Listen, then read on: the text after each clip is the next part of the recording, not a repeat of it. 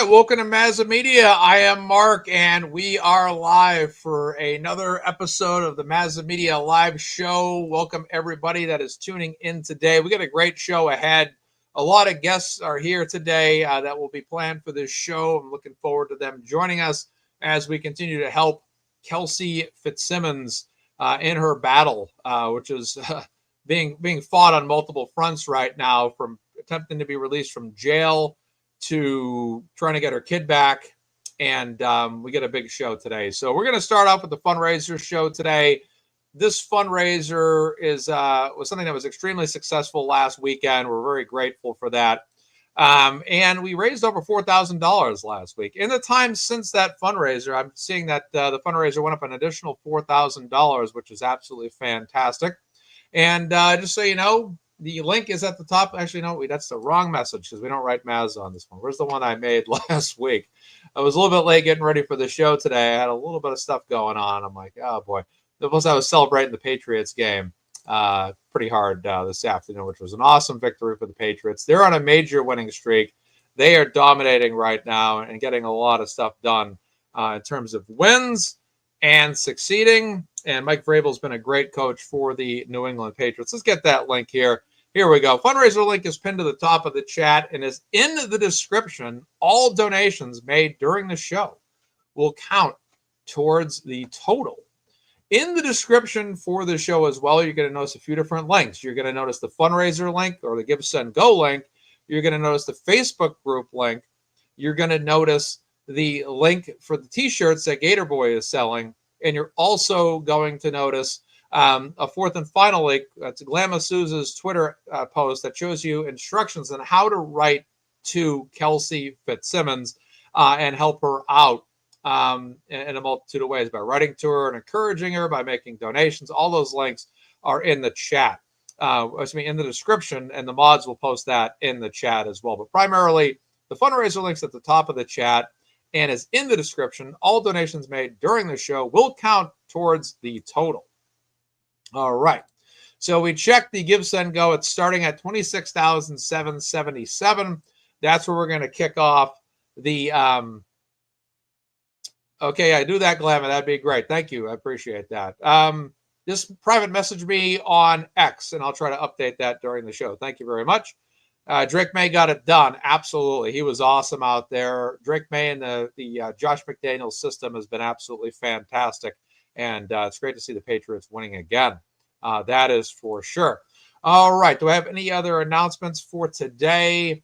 I don't. I think that's just about it. Let me make sure I got the message that I have here to be listed at all times. Right here. All right. Perfect. We have a few guests joining us throughout the show tonight, which will be fantastic. And then additionally, Nan Gallagher's with us. La Ferrio herself is here, and there she is. All right, Nan. Oh my God, he's ready for me. How are you? Absolutely. I caught you by surprise there. That's okay. Yeah, that'll be, I'm sure someone will screen grab that. That's the Yeah, utter shock. exactly. But it's Halloween, so a lot of people make those scared, shocked faces this time of year. So it could be on maybe like a Halloween meeting like that. I love it. Which is great. So you're coming up to Massachusetts tomorrow.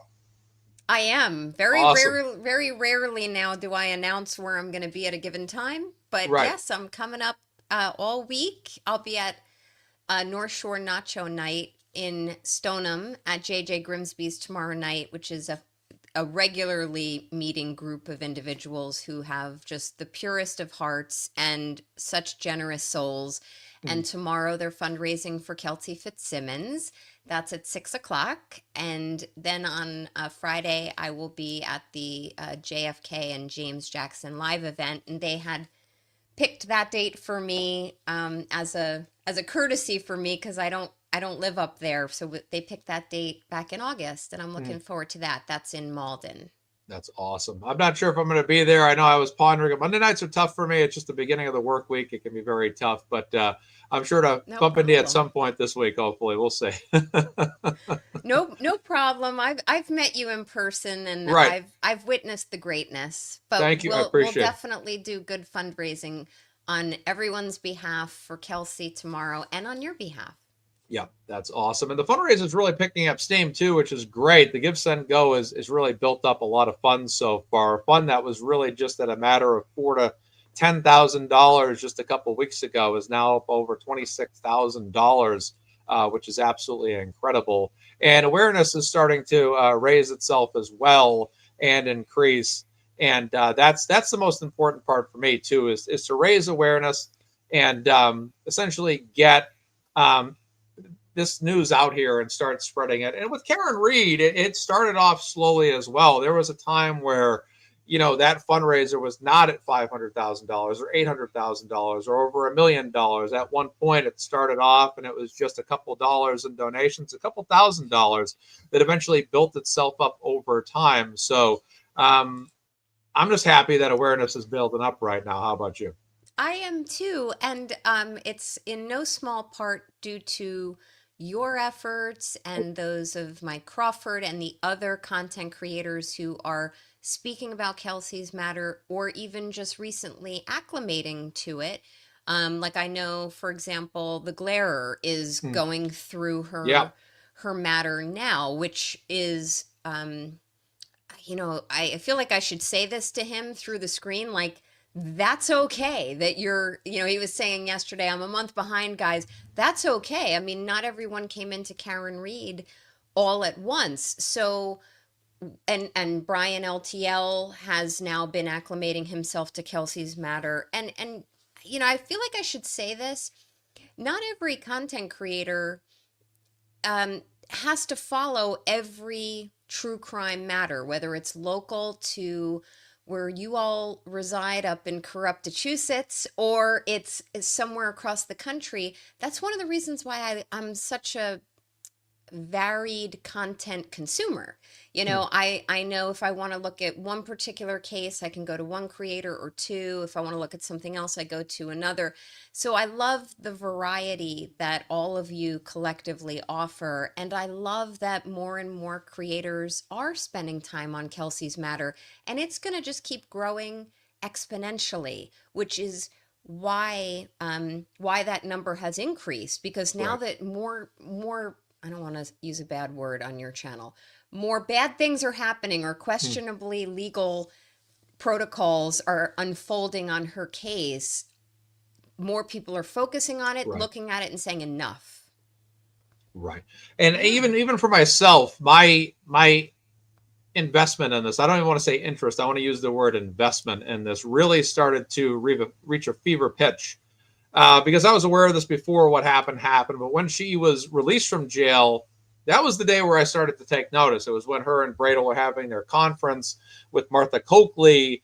And then Hmm. all of a sudden, in a matter of days, she was sent back to jail. And that's where, for me, I think this thing really started to erupt, where this is a matter, like I think a lot of times what happens with pro Karen Reed versus anti Karen Reed, pro Kelsey Fitzsimmons versus now this apparent anti Kelsey Fitzsimmons people that are out there is a lot of them just try to look at the whole story itself, but they ignore the fact that there's so much more that's going on out there. And that's the controversies. It's the legalities of it all that a Right. judge, could have given her restrictions and oh well there's been debate about whether Bradel could have done more or provided certain information to the judge that would have prevented, but at the same time, it's not really mind-blowing information that she was shot. I mean, it's Yeah. known that she was shot. It's known that she was shot in the chest. It's known that she has a physical limitation that probably would have caused her to have trouble breathing anyways. And to me, that's where the controversy comes in, because now you're sending a woman back to jail. Bad enough, can't see her kid.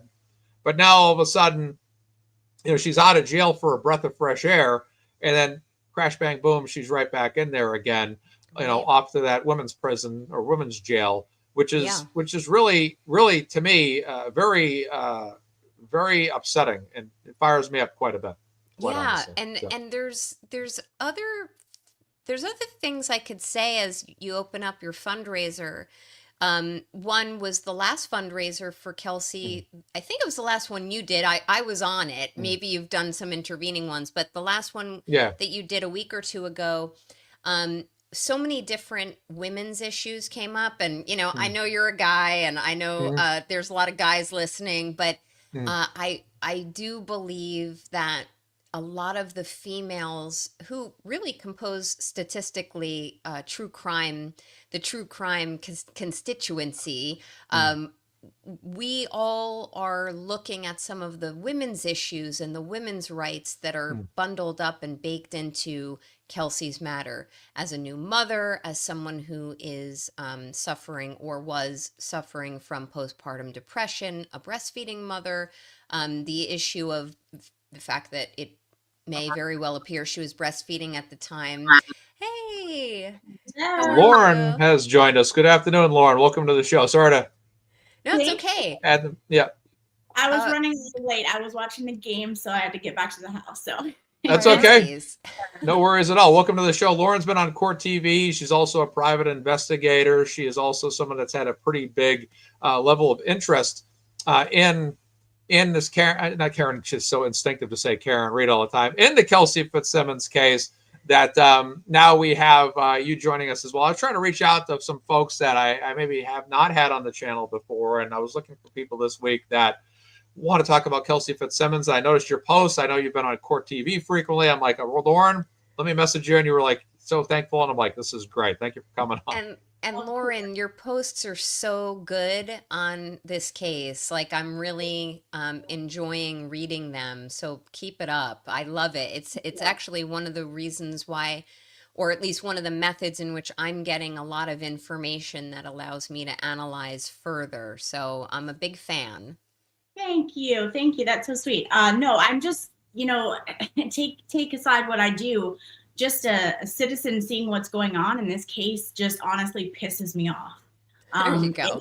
it's maddening on so many different levels. And then, just when we think we've heard it all, then, we see that he's now going after her, trying to take her funds for her house, which is so wrong on another level. So, yeah, I'm just outraged, and there's a whole lot that's going on here behind the scenes, I think, that we don't even know about yet. Yeah. Yeah, that's And that's huge right there. Go ahead. I'm sorry, Dan, to oh cut you no, off. Go ahead. I was just gonna to finish the thought that I was making before Lauren joined, which is these other issues. So whether they're female issues, pardon my dog, she will stop. But the female issues which are bundled into this, but also, as Lauren was mentioning, the fact that the baby's father is looking to attach to the property records, to the property ownership if the house is being sold, and to seek 18 years of child support. The fact that, as you mentioned before, the judge, and at the lowest level, the judge revoked her bail, and now she's in jail awaiting her trial. And we could always, if you want, talk about the SJC ruling. But let's just assume for 1 minute that, this is fiction, but let's assume for 1 minute that Kelsey is fully at fault, and, this is all a bunch of nothing, and why are we raising funds for her? Every citizen of every state in the United States should be concerned about the judge's ruling and the SJC ruling, and the fact that you have the father of the child looking to attach a lien on the funds that she is freely entitled to sell her property. These are constitutional rights that she has, and property and ownership rights. She's got motherhood rights. All of these things bundled together, whether she was quote unquote guilty or not, we should care about those broader societal issues. Absolutely. And I just love how he automatically thinks he's getting custody, right? Like, that was adorable to me. Like, really? Sir, you haven't even had a court date where Kelsey has been there. Like, slow your roll. That is so Yes, ridiculous. Oh, I I get rattled. agree. It's really, ooh, it makes me mad. I agree. And the more and more I learn about him, I think his name is Justin. The more and more I learn about him. And yes, I mean, this isn't coming from sworn sources, but I hear a little bit here, I hear a little bit there. I actually hear from people who know Kelsey and her family. In in my opinion, and not that of the channel, I am starting not to like him very much as a person, just based on some of the conduct that I'm observing. I'm not saying it's illegal. I'm not going to stand here as a lawyer and say he's completely in the wrong and breaking laws. No, but there's some things as a child's father that I don't like that he's done. So, Right there. I'll keep it soft like that, but maybe, in my opinion, maybe he's not the default person who should be getting custody of the child.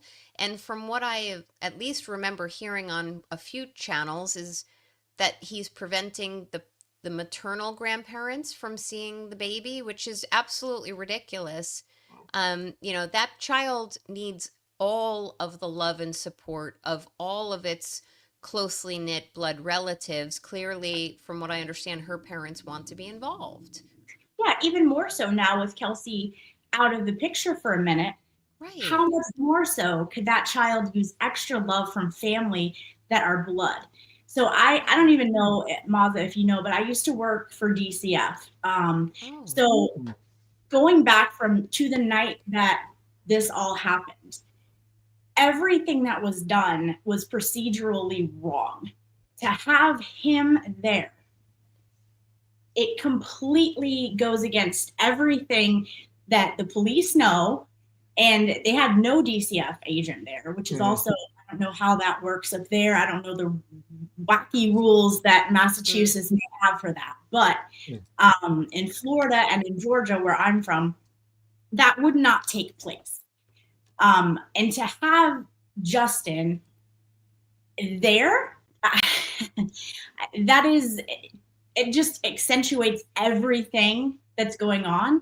And it is so far out of line that I can't even, it blew my mind when I heard about it. Yeah. I did not know that you used to work with DCF. Oh, there's Bia. Hi, Bia. Bia's here. Welcome, Bia. Boston Bia. Hi, how are you guys? Very good. We're good. It's good to see you. Good to see you, ladies, and Mazza. Well, I can't think of a more special soul to join your fundraiser tonight, Mazza, because Bia is like, no offense, Lauren, but No, I've broken bread with Bia. Like she's a sweetheart and really gives of herself, like heart and soul. So I'm very interested to hear your thoughts on Kelsey's plight. Oh, okay. Yeah, of course. Thank you. Right Thank ahead. you for the kind words. Yes, we actually did the first standout in North Andover Police Department yesterday. Yeah, it was interesting. We had a sergeant come up to us. She was actually, at first we were like, uh-oh, like, are they going to tell us to move? Because we were over in this corner where there were like flags and she came to welcome us and say that she really appreciates us showing support for Kelsey, that she personally knows all the parties involved and that they're good people. So again, all parties involved. And she also told us, like, hey, if you guys want to use the bathrooms, just come right in. Like, very welcoming. We were, as she approached us, we were all like, uh-oh. But she spoke with us and, made it very comfortable, fully supported us being there. And that, said Kelsey needs the help and the support. And while we were there, we did catch a firefighter. There was a gas station across the street. One of the people we were with caught a firefighter taking pictures of us. So, but luckily he was able to snap a picture back. So I thought that was interesting that they would send somebody over as people are showing support and taking pictures of of us with our signs. Wow. Yeah. Do you have any idea why a firefighter would have done that? No clue. So, oh, man. Well, it sounds yeah. like you got some support from law enforcement Yes. there, which is I'm happy to hear. And hopefully that type of lack of adversarialism just sustains. Kelsey's entitled to all of the favorable inferences that any defendant is afforded under the Constitution.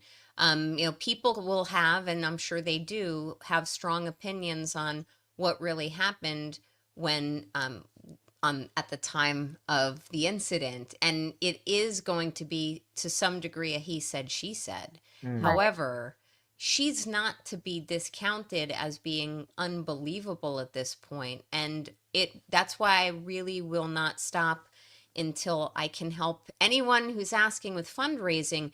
That's why fundraising is so important, because I know it's expensive to have lawyers, this type of advocacy, because it's going to be a bit of a gauntlet for her to navigate her way through. Yeah, I agree. I think it's a he said she said type of scenario, which is always going to be the hardest. And for Kelsey, the hardest part right now is that she's someone that openly admits to pulling her own firearm and turning it on herself, as opposed to what's been claimed, which is that they're saying that she had pointed her gun at them, then at Jem, which is far-fetched to me in that scenario, and then she was ultimately shot. I feel like, honestly, the way I see the situation is that she went to go pull the gun on herself, and then then a cop, we know who that is. I think he just maybe jumped the gun, opened fire, and I don't think it was necessarily, in my opinion, I don't think it's egregious. I just think that probably he got a little bit nervous, overexcited. I don't mean excited in a happy way. I mean excited as in a panicked way, and overreacted.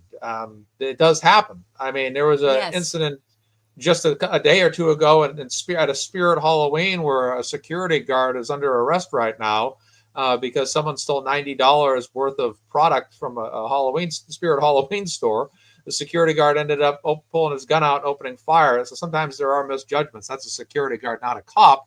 But sometimes, there are situations where individuals that are either, placed in law enforcement or any level of security can jump the gun, can overreact and pull out their gun and think. Maybe in his own argument, maybe that's what he felt. Maybe he did think she was pulling the gun on him. Maybe he did panic. I don't know. I can't speak for him. But I happen to believe that I feel Kelsey's been very forthcoming here, which is she says, postpartum. She says she put the gun to her own head. She doesn't hide away or shy away from the fact that any gun was involved.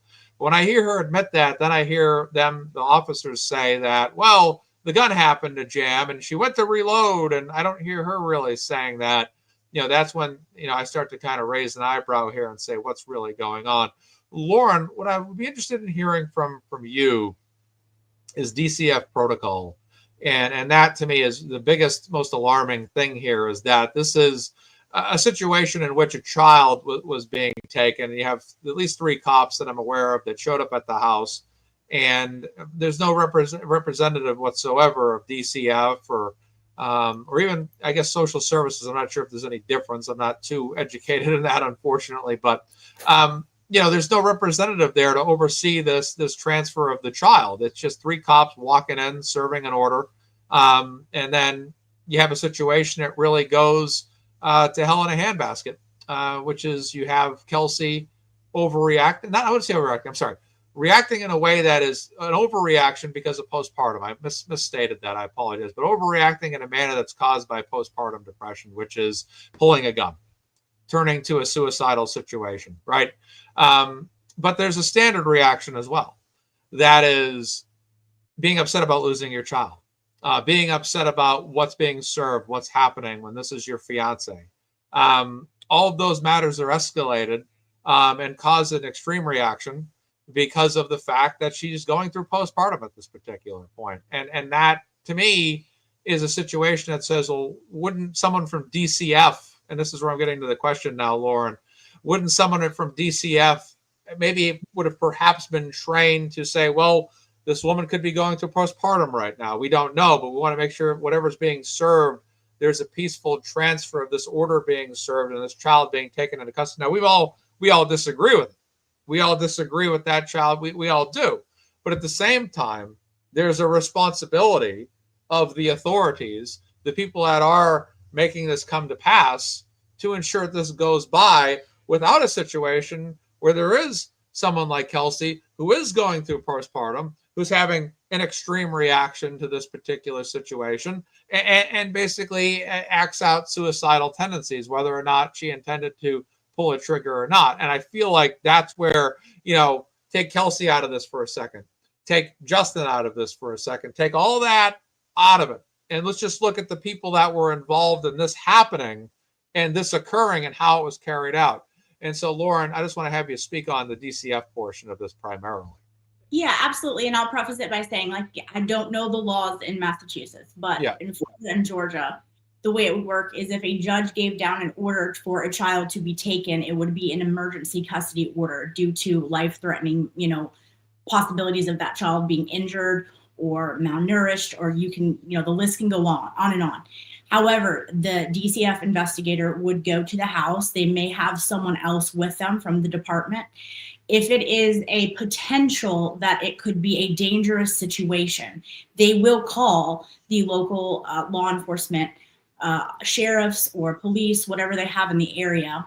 And usually 1 or 2 would come out and essentially clear the scene to make sure it is not a dangerous situation. And then DCF would handle everything else. They would physically remove the child, de-escalate the situation with the mom, letting her know this is temporary. This will be, go to the court and where you can tell your side of the story. And you will also get custody visitations, like as soon as that week. And so they will physically take the child, and the child will be in DCF's control and custody. And they will have a letter as such stating that. So to me, even in this domestic situation, it was irresponsible for any parties that knew Kelsey to even be the ones to show up at the scene. Not to mention everything else that happened. To have Justin there, that escalates the situation. I don't care if she knew or didn't know. The fact that he was there in the house, that's ridiculous. The child should have been taken by DCF and been turned over to a family member at a different location. So there are just so many things that don't make sense to me. I would love to hear from somebody from DCF that currently works there, even if it's just in my DMs, because they're not going to come out and publicly say anything. And but I would love to have someone reach out to me to let me know the protocols there in the state, because I think this whole thing could have been avoided on so many levels. Like, it just is maddening to me. Well, what is Oh, go ahead. Yeah, I was just going to say, no, sorry, it was me. Oh, sorry, I was going to mention that I did try to ask the sergeant this very same question. I said, can I just run this scenario by you? And I said, is there a protocol that if someone is going to serve a restraining order, that there would be a DCF? That was my exact question. And unfortunately, she kind of switched topics, and she didn't answer. I think I was basically asking, very specifically, like, hey, should there have been somebody from DCF? And that was my exact same question. And I got no response for that one. So I tried asking because I figured she would know. And I was just like curious, like, since I was asking about protocol and not about the specific what went down. But unfortunately, I wasn't able to get an answer. No, that's great. Thank you for asking, because if she would have, given you that would have been amazing. I know. And I'm wondering if, because I don't do this. I mean, I've done it before, but I'm wondering if anyone who's planning on or has submitted FOIA requests on Kelsey's matter is requesting any of the policies and procedures and protocols of the police during this time period, because they should be able to release that on a FOIA request, because you're not asking for something that's germane to a pending investigation. It's not like you're asking for the reports that were generated, etc. You're just looking for something that is static. It's not changing. What are the policies as they relate to DCF involvement and intervention on these types of incidents? So that if anyone is interested and is eager to submit FOIA requests, that's what I would look at.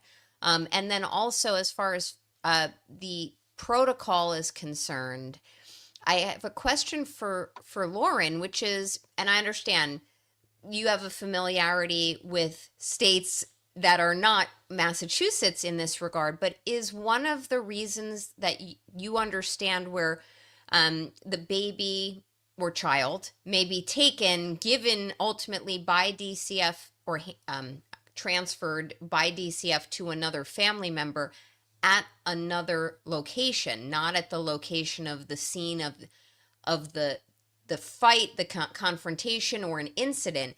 Is it to not further inflame the stress of what's been going down? Because I imagine if Kelsey, and I don't know the exact timeline, but if Kelsey sees that Justin has come, and maybe this happened after she was shot and injured, I don't know that. But I have to believe that if there was friction between Kelsey and Justin, and the child is being taken because there's an allegation that she may pose a risk to a child, if she sees, and again, I don't know if that happened, but if she sees that, oh, wait a minute, I'm having problems with Justin, and now you're handing over my child to Justin, it has to escalate the stress level. Exactly. And that's exactly what it is. I mean, you put yourself in a lot of these situations, not like Kelsey's situation, but a lot of the situations where DCF removes custody of child or children is due to drug use, things like that. So you have people who are unhinged on possible substances, and then they see the person that they're fighting with that was the cause of their child being removed outside their property, taking physical control of their baby. You know, they're bound to do whatever. So yeah, it's the whole tactics of de-escalation, which is, you know, it's just basically it's common sense. But like these cops also were trained in de-escalation too. They should have known that. It's just insane. So yeah, absolutely. If she saw that, can you imagine, you know, the pain and even the anger? Any of us would have anger. Yeah. So you don't want that. You just don't want it. It's unneeded and it's unnecessary. What about the fact that they were walking into a house that they knew she had gotten her guns back just days prior? How about someone should have been securing those guns before any transfer of anything or any action. They should have been securing those guns so that nobody could get hurt, because you don't know. That child could have been in the crossfires. So let's just say that they knew they were serving a restraining order for a reason. Why didn't they secure the guns first and get those guns out of that house before you start worrying about packing for the baby? Right. Exactly. And throwing, you know, the police are throwing gasoline on an already volatile situation. That ties back to requesting the policies and protocols, because I have to believe there has to be a policy that would apply to that, not just with DCF involvement, but securing of weapons. You know, it's very interesting because it seems like the sequence that should have been followed was not followed here, which could have had an impact on the end result. And that's when I look at Kelsey and I say, she's entitled to all favorable inferences here. Whether people ultimately feel that she did something or did not do something, hold it aside. Police should not be operating in this manner because it made it worse. Absolutely. And that's, you know, going back to the states that I'm used to, that is the police's only obligation in things like that, is to secure the scene. That's it. Yeah. Basically to show their face, go in and check and make sure if it's a safe scene. In this case, the guns would be taken, anything like that they knew that she had. And then that's it. DCF does the rest with the child. So, you know, they would really kind of just remove themselves from the situation, or they're just for presence. Why not have her step out of the house when they first got there? Why not have her step out of the house and say, all right, this is what's going to happen. You know, instead of letting this be a situation where there's a scenario in the bedroom there that leads to a one-on-one, you know, guns being drawn, one on Kelsey on herself, and then an officer pulling a gun on her and firing 2 shots.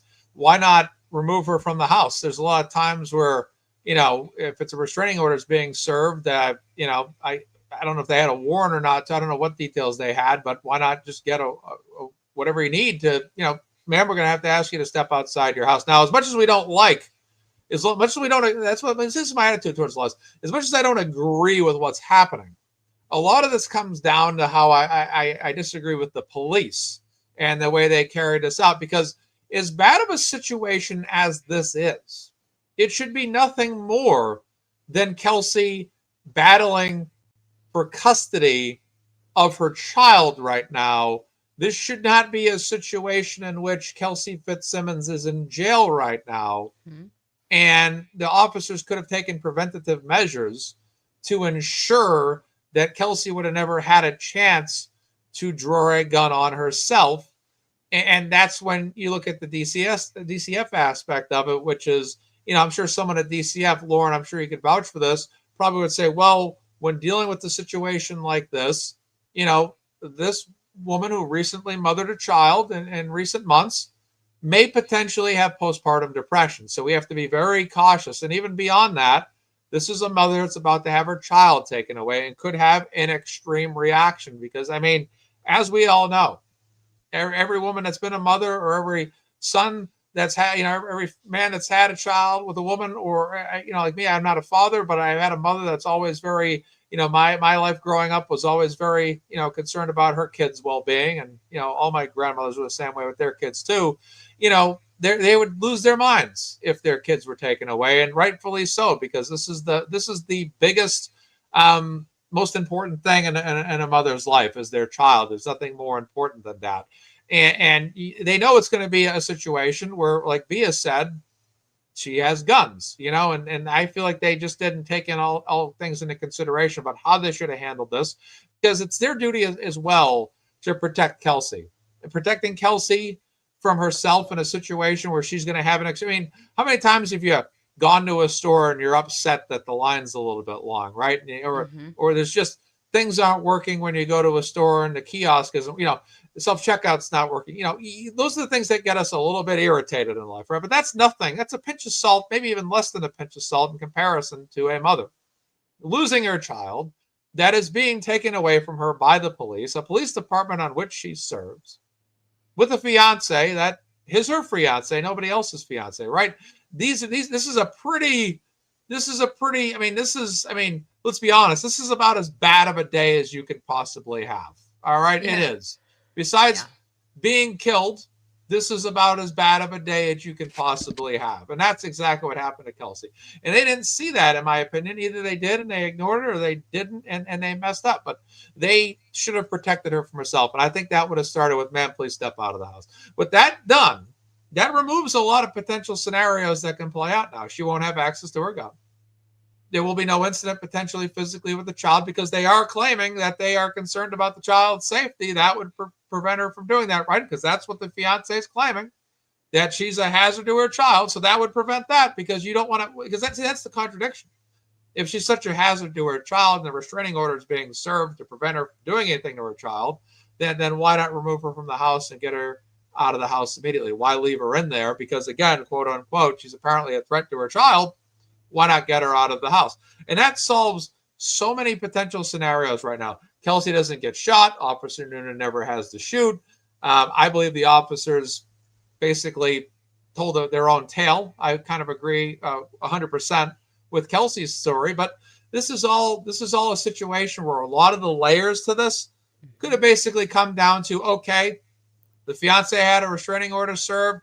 He's got the child in his possession, and this is where the battle lies. Not gunfire, not Kelsey being placed in jail, not breathalyzer tests, not all this stuff. And it comes down to now just what it should be all about, which is Justin versus Kelsey in a he said, she said battle for custody of their child. I'll let whomever would like to take the microphone next to talk. I love a good Mazza rant. Yeah. Just go ahead, I'll go one step further and say, for the police's safety, their concern should have been removing the weapon that they knew she just got back in her state of mind of postpartum, which they also knew about. So in my opinion, they were negligent in a lot of ways. Yeah. Agreed. No, and honestly, when I listen to Mazza go off on his very logical rants, I get fired up, because it's just simple little changes to this narrative would have had a different ending. And Yes. I think we'd all, while we're all fired up, and it's not just us, like all the people who are becoming more and more fired up for Kelsey, Yeah. we'd all like to be talking about something different, someone different. This is Mhm. not really giving the warm and fuzzies in terms of how police handled this situation, and it sure doesn't give me the warm and fuzzies with how the judiciary is handling this Mm. situation. I mean, I'm taking this from the perspective of practicing in New Jersey, New York, and Washington, D.C., there is no way that the court would have ruled to revoke any defendant's bail based on a simple request to modify bail terms. I mean, the fact that it even had to get to the SJC, Yeah. and the SJC reached its findings, which I also strongly disagree with, and can say from my own experience, I don't feel that courts in jurisdictions where I'm licensed would reach that result. Like, these are things that shouldn't happen to any defendant. And it's very unfortunate. I was delighted to hear the other day that was it on your fundraiser, Mazza, or was it I don't remember. But Kelsey was listening. Kelsey was Yeah, it was watching. fun. And she also Yeah. tuned into Nurse Kim's fundraiser show Oh, recently as well, too. Yep. that's Who's here with great. us right now? Ladies and gentlemen, Nurse Oh, Kim. Hello, great segue. Yeah, exactly. Mazza. Well, ladies, hello. You all look beautiful. You too. I drove home because Thank you. I had a plan that I was going to do it from my cellular device. I was like, oh, she's doing it in the car. I can't connect. It's saying that I cannot go on to the StreamYard because there is problems. What are the problems? I'm not sure, but I can't physically connect. I go, oh my God, I'm turning around. So we're here. Wow. Kelsey, we're freeing Kelsey. Wow, Yes. Nurse Kim, thank you so much. I appreciate that. That's fantastic. And you've run Of some great course. streams as well, Nurse Kim. And I know you had Kelsey watching your show recently as well, which was fantastic. I heard Awesome. what you had to say to her, and it was definitely a great message. I think we're definitely all in this to fight for Kelsey. And Kim, I just appreciate you so much for just doing whatever you could just to be here today and helping us all raise money for her. Now, Nurse Kim, what I like about you so much about your contributions to Karen Reed and all of this is your medical background. That's something that is important. We have attorneys. We have Lauren's work for has, like you said, has worked in the past for DCF, and you bring a medical aspect. The whole scram device, the whole physical attributes. What is your perception of how this judge, who egregiously mishandled this whole thing, how do you think this should have been taken care of from up front in terms of this judge having more of an understanding of what Kelsey's gone through physically?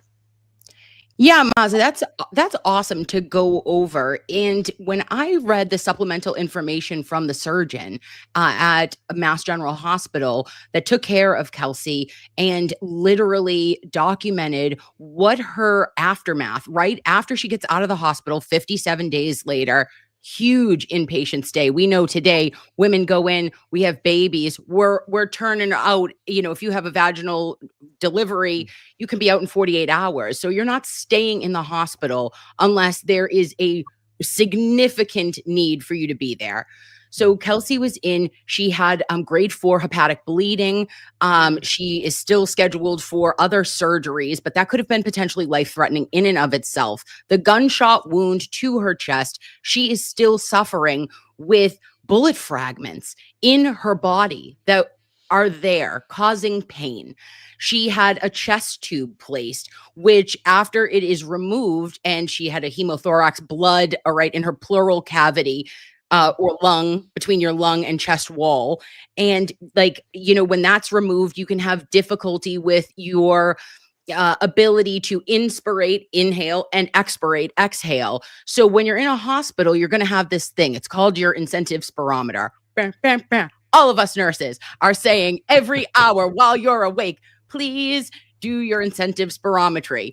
And that is to rebuild your lung capacity, right? And to get you to a baseline that is going to be appropriate. So All of these things are in place, and she's fighting against all of this.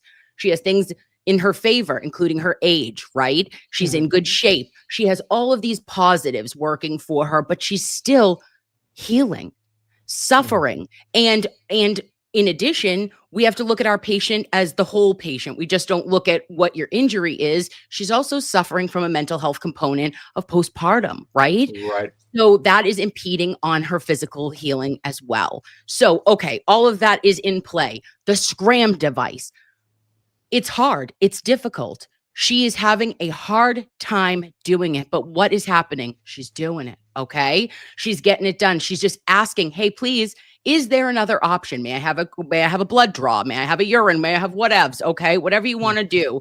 We're looking for an alternate option. And this was during her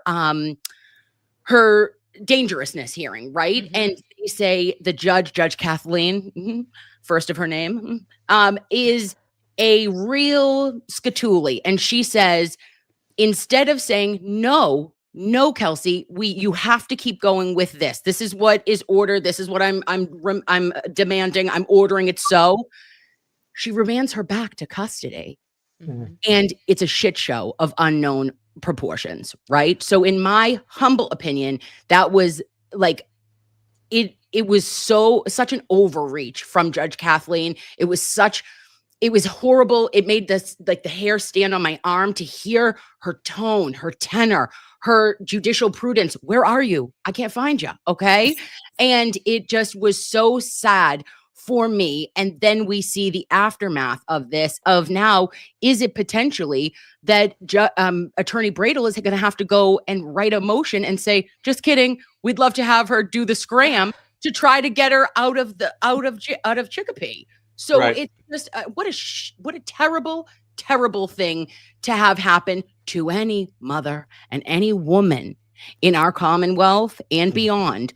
Pay attention. Our eyes are wide open. And that's why we're showing up for Kelsey Fitzsimmons. Right. And let's just keep in mind, she's not in for DUI. Let's just keep in mind, she was not pulled over because she did something wrong. She was at home breastfeeding her child, gets a knock at the door, then gets shot, gets airlifted to Mass General, and she spends 53 days in the hospital. So tell me why we need to treat her like she was involved in a DUI incident. Right. Wow.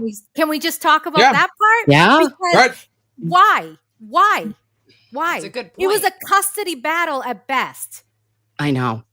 And was there evidence of, and this is where I always state when I don't know everything about a case, I don't have all the time to dig into it fully, but wasn't the source of the information about her alcohol consumption, I had heard about a prior instance from like years ago. Yeah. And then also perhaps the word of Justin that there may be drinking involved or a drinking issue involved. Yeah. And if that's the case, and to Bia's point, and there's simply, this isn't a drunk driving incident. It's not some type of disorderly person's incident involving alcohol.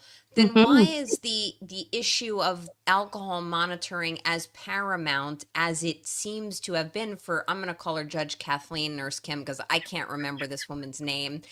By the way, Nurse Kim, you used the term scatuli. What did you call this person? Is that a Massachusetts? You used like a Massachusetts word that I need to start calling people. Do you remember what it was? Yeah, it's a scatuli, and that's what my Nana Phyllis, and I think that's just Italian, and it just means you little shit. You know what I mean? Like you little scatuli. I love it. Yeah, sorry. I love it. I got to add that to the lexicon. Mouth, with the poor Mazza stream. Yeah, we keep it very holy. You start your day with Sunday service with Betterow. We'll keep it very holy for Mazza at the end of a Sunday. Right. I always let my guests say whatever they want. I have no problem with that. I have a rule. I always say, like, Blair always asks me, like, can I swear on your show? I'm like, you can say whatever you want on my show. I have my own rules for me. You can say whatever you want. I don't care. I want everybody to be their best selves and their most authentic selves on my programming. That's how I run my show. So fair enough. Exactly. But yeah, it's a wild situation. And again, Mia said it just a moment ago. There's no DUI here. There's no alcohol charge here. And then, we want to, because of for concerns of public safety, we want to make sure if you're doing a scram test, which they already know up front, she's physically, like I said, regardless of whatever was submitted or not submitted by her defense team, it does not matter. They know for a fact that she was shot in the chest. And they would have said, it should have been on them to say, hey, look, is she going to be able to physically perform this test if we assign it to her? Usually the judges are a little bit more cooperative. I've seen this in other cases where they're like, do you believe your client would be able to complete these tests? I mean, I understand judges will mandate things, but this is a situation where what's being mandated also has alternatives, blood and urine. Those are other options there. So this makes me think of, and I don't remember what creator I was listening to yesterday, and it was a channel I had never followed until yesterday. And these individuals were talking about, do you remember in the Karen Reed case when Judge Cannoni issued a ruling that Karen's defense team could not call Michael Easter, and she determined the jury is capable of understanding without an expert what goes into a proper investigation, a proper police investigation, which, by the way, at the time, I think a lot of us were like, are you kidding me? How is a jury supposed to know with certainty what are the proper steps to follow? You're not supposed to use like CSI and other crime shows as your guide for your foundation. But drawing upon that as an example, you have the Reed case where Cannoni says, no, a jury can decide what is the standard for an investigation. But Judge Kathleen, in Kelsey's matter, at this very early point where her the issue of revoking her bail was reached, now this judge is saying, I don't have any evidence from you that's showing me blowing into this scram device is going to pose a problem for her, or that her medical conditions are being exacerbated by it, or etc. She wanted the concrete medical proof that this was posing a physical challenge to her.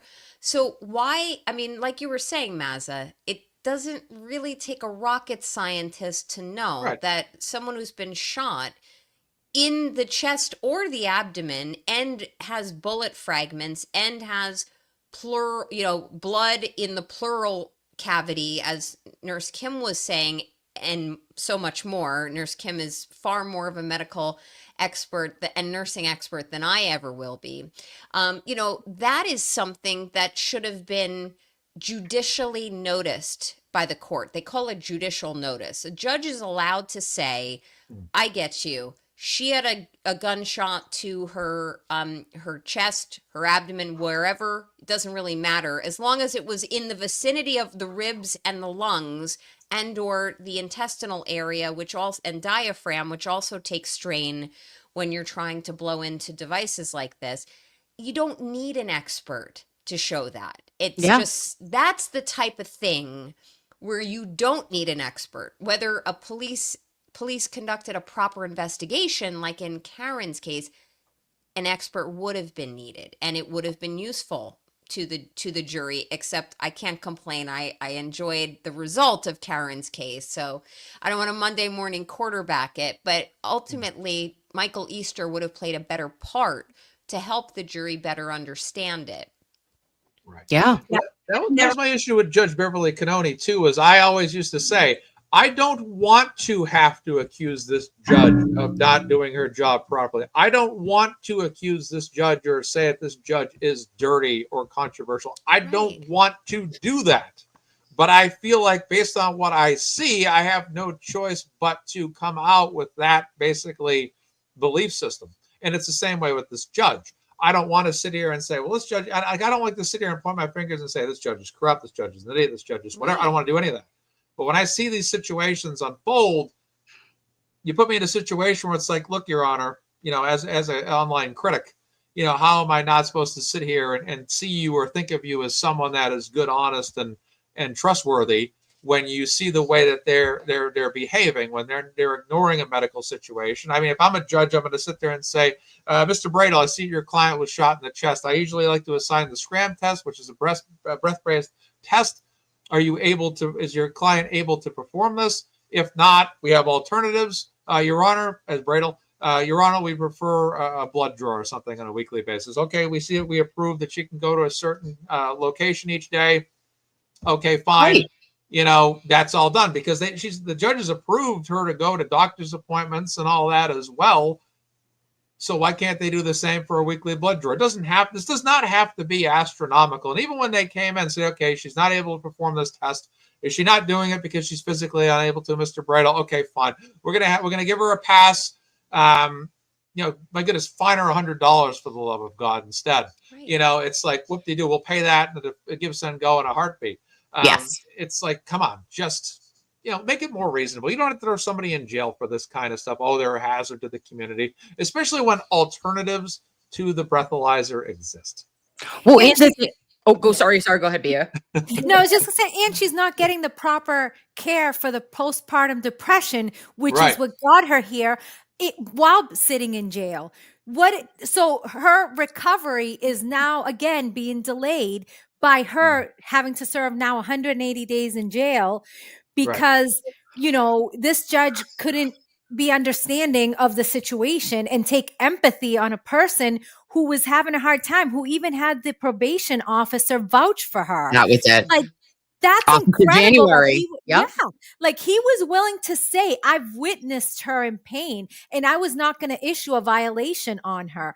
So now not only is she in jail, she can't get the help she needs. And to hopefully, I mean, we should be working towards unification of the mother and child. Amen. Not the fact that the father is now trying to go after her, the sale of the proceeds of her home for 18 years of child support up front. And what that makes me believe that he's pretty damn sure he thinks he's going to get custody if you're asking for 18 years of child support up front. Just yeah, saying. this whole thing is gross. It's disgusting. And I've never seen a judge act this way. And what is everyone to think when everything seems so personal? Why are you up there and taking it so personal with the I've never seen an attitude like that from a judge. We just thought Bev was bad. No, compared to this, please give us Bev. I mean, this is something about this is not right. Why is she so personally involved in this? This is not an alcohol DUI case. Something we're not seeing is going on, in my opinion. And I will take this stance a little further, and some of you may not agree. If Kelsey had been a male officer and this happened, I don't think he would have been thrown back into jail. Agreed. And that's my personal opinion, mine and mine only, but I will stand by that. Something is not right here. Doesn't pass the smell test on a lot of levels. It's my opinion as well, Lauren. I mean, there's definitely there's gender themes throughout this matter thus far, and they keep unfolding. It's the male officer who shot the female. It's the female who has postpartum depression, breastfeeding her child. I don't know if it's been confirmed. I've seen people saying in different chats, and I don't watch all of the creators all the time, but that she actually allegedly lost a pregnancy while in custody. I heard that too. I don't know if that's true, so I don't want to like tell tales out of school, but there's female related issues bundled into this.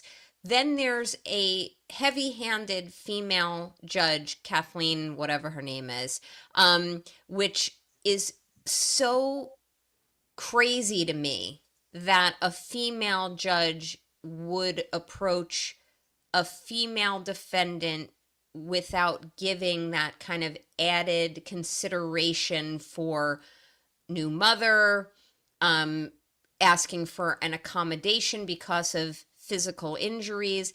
And this also makes me, and I felt the same thing with Canoni, it makes me cringe that I'm observing female jurists who are getting hyper emotional. I am not saying all female judges are, but I've seen several matters now, even beyond Massachusetts, that have crossed my path as a true crime enthusiast, where I'm like, I don't like this because it's creating a misimpression, or maybe a correct impression, that female judges bring too much emotion and vitriol into decision making.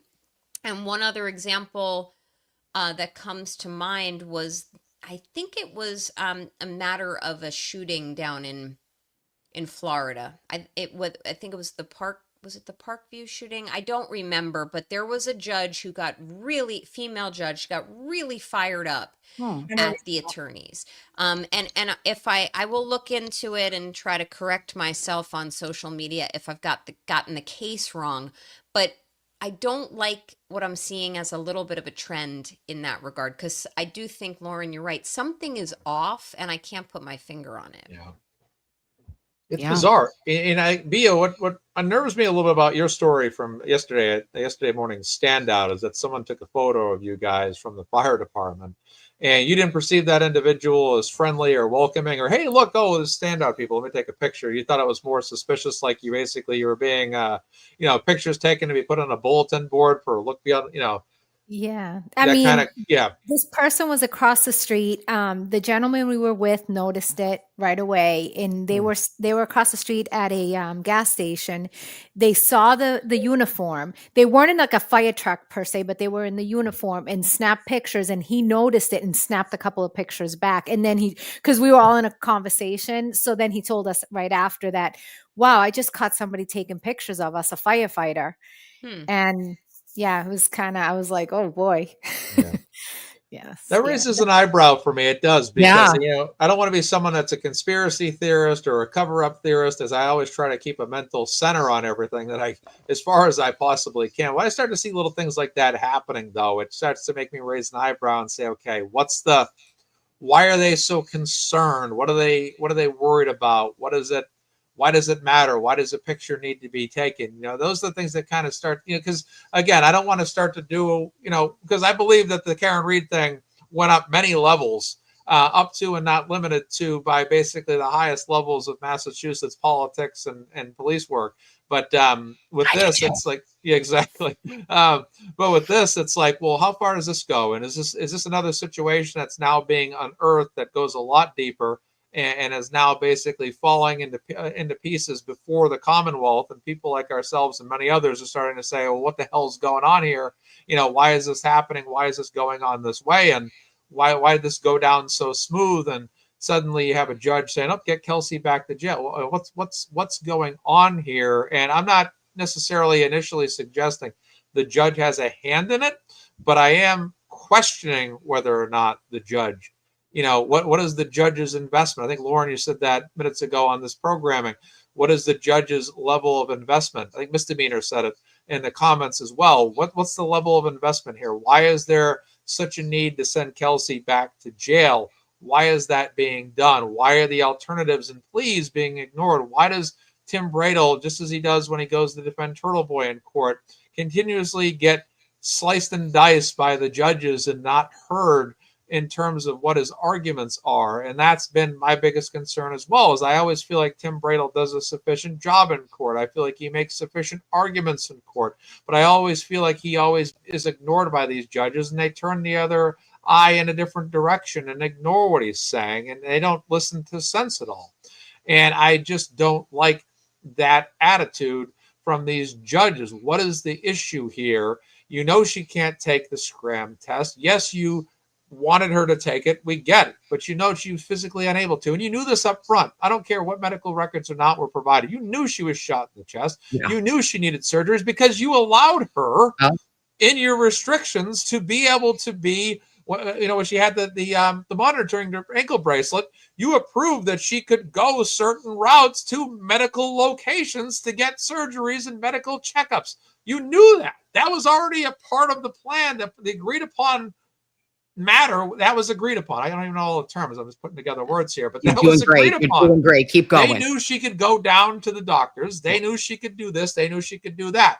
So that tells me up front that the judge was more than aware of her medical matters. And if that's the case, then why was that scram test allowed to be mandated, as opposed to that judge saying, well, maybe we should do an alternative? And that's what keeps coming back to for me, because that's obviously why she's in jail right now.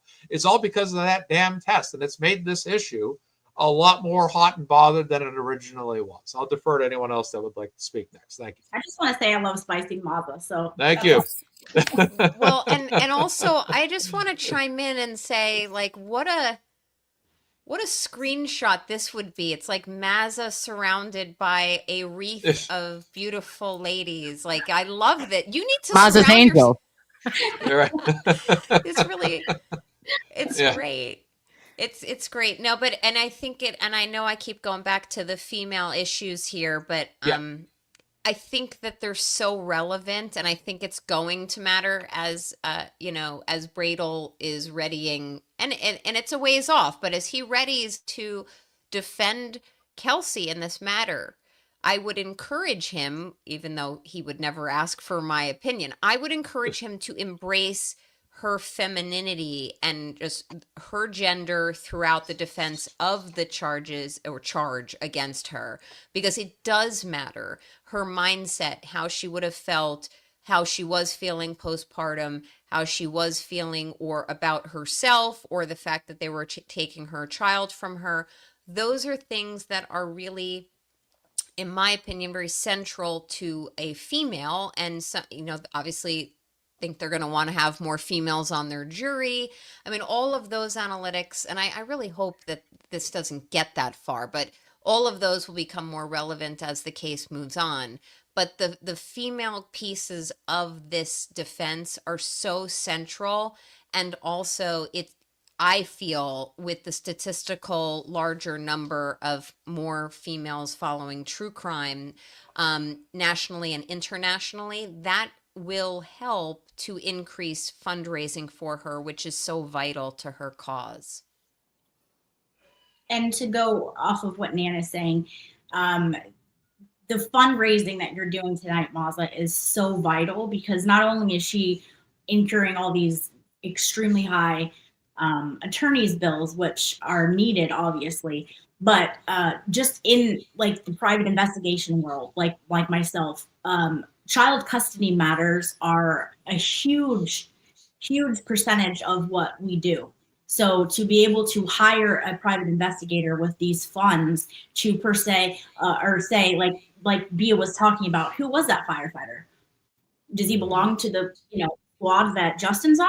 All of these things can be followed up. There's just a lot of intricate parts that it's not just strictly the attorney's fees, but it's other fees that she's going to possibly need or want in the future. So it's so vital what we're doing here tonight.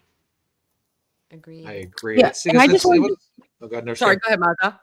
I'll say briefly, yeah, that's exactly why I always want to get the fundraisers in, because that's exactly what it came down to in the Karen Reed case, was keeping her well funded to continue battling, because they were definitely trying to drain her pockets, and I'm sure they're going to try to do the same thing to Kelsey Fitzsimmons too as well. Nurse Kim, I'll go to you next. Go right ahead. I'll yield. Okay, thank you so much. Okay. Mazza, I just wanted to say that it's so awesome to have these women on this panel with you as we're doing this fundraiser, specifically because I have felt myself connected to Kelsey, because I too suffered from postpartum anxiety after I had my second baby, my Olivia, and I didn't know what I didn't know, right? So I first felt overwhelmed, then I felt shame, because I was saying to myself, like, why can't I handle this? I'm looking at all my mom friends that I'm like, they're all perfect. They're all doing all of this. Like, I'm seeing them smile on Facebook and I'm drowning. Okay. And I didn't feel comfortable talking to anybody about it, even my own mom, for a long time, till it came to a head a little bit, because you're just thinking you'll get better, or if you have a mindset, or you come from a family that maybe says you don't need to go to the doctors for that, your hormones will even out and you'll figure it out, and you know what, you're not, and there is nothing that is wrong, and you are not alone. And I want every mom to know that it's okay, and that you can talk to any of us would understand you, to talk to any groups, reach out to mental health professionals, reach out to anybody that you can, because there are more people that understand you and that have gone through this in their life as well, right? And you feel like you're the only one that's going through it, and that you're a failure in some ways, like how I felt. I don't want to project that on anyone, but I was feeling like I'm failing at this. And when you get one questionnaire, you go for your 6-week checkup with your baby. It's not at your doctor's appointment, or like a pediatrician when you're there all the time. You have one 6-week checkup. The first one I went to, I was pregnant with the second baby. Okay. The next one I go to, I'm filling it out and I'm looking at that questionnaire, and every mom knows what those yeses are going to trigger. Every single one of us. And we don't want that referral, and we don't want it to be in our like medical record, or you have like that fear of, oh, this is going to be there forever. You know what I mean? And it'll be there forever. Hi, my name's Kim, and I had postpartum anxiety, and that is okay, and no one is judging me here, okay? So I don't want any of you to feel alone, and if you're struggling right now, there are resources that I can post onto X or onto YouTube, and I just want you to know that you are good, and there is nothing wrong with getting help, and talking about it is that first step.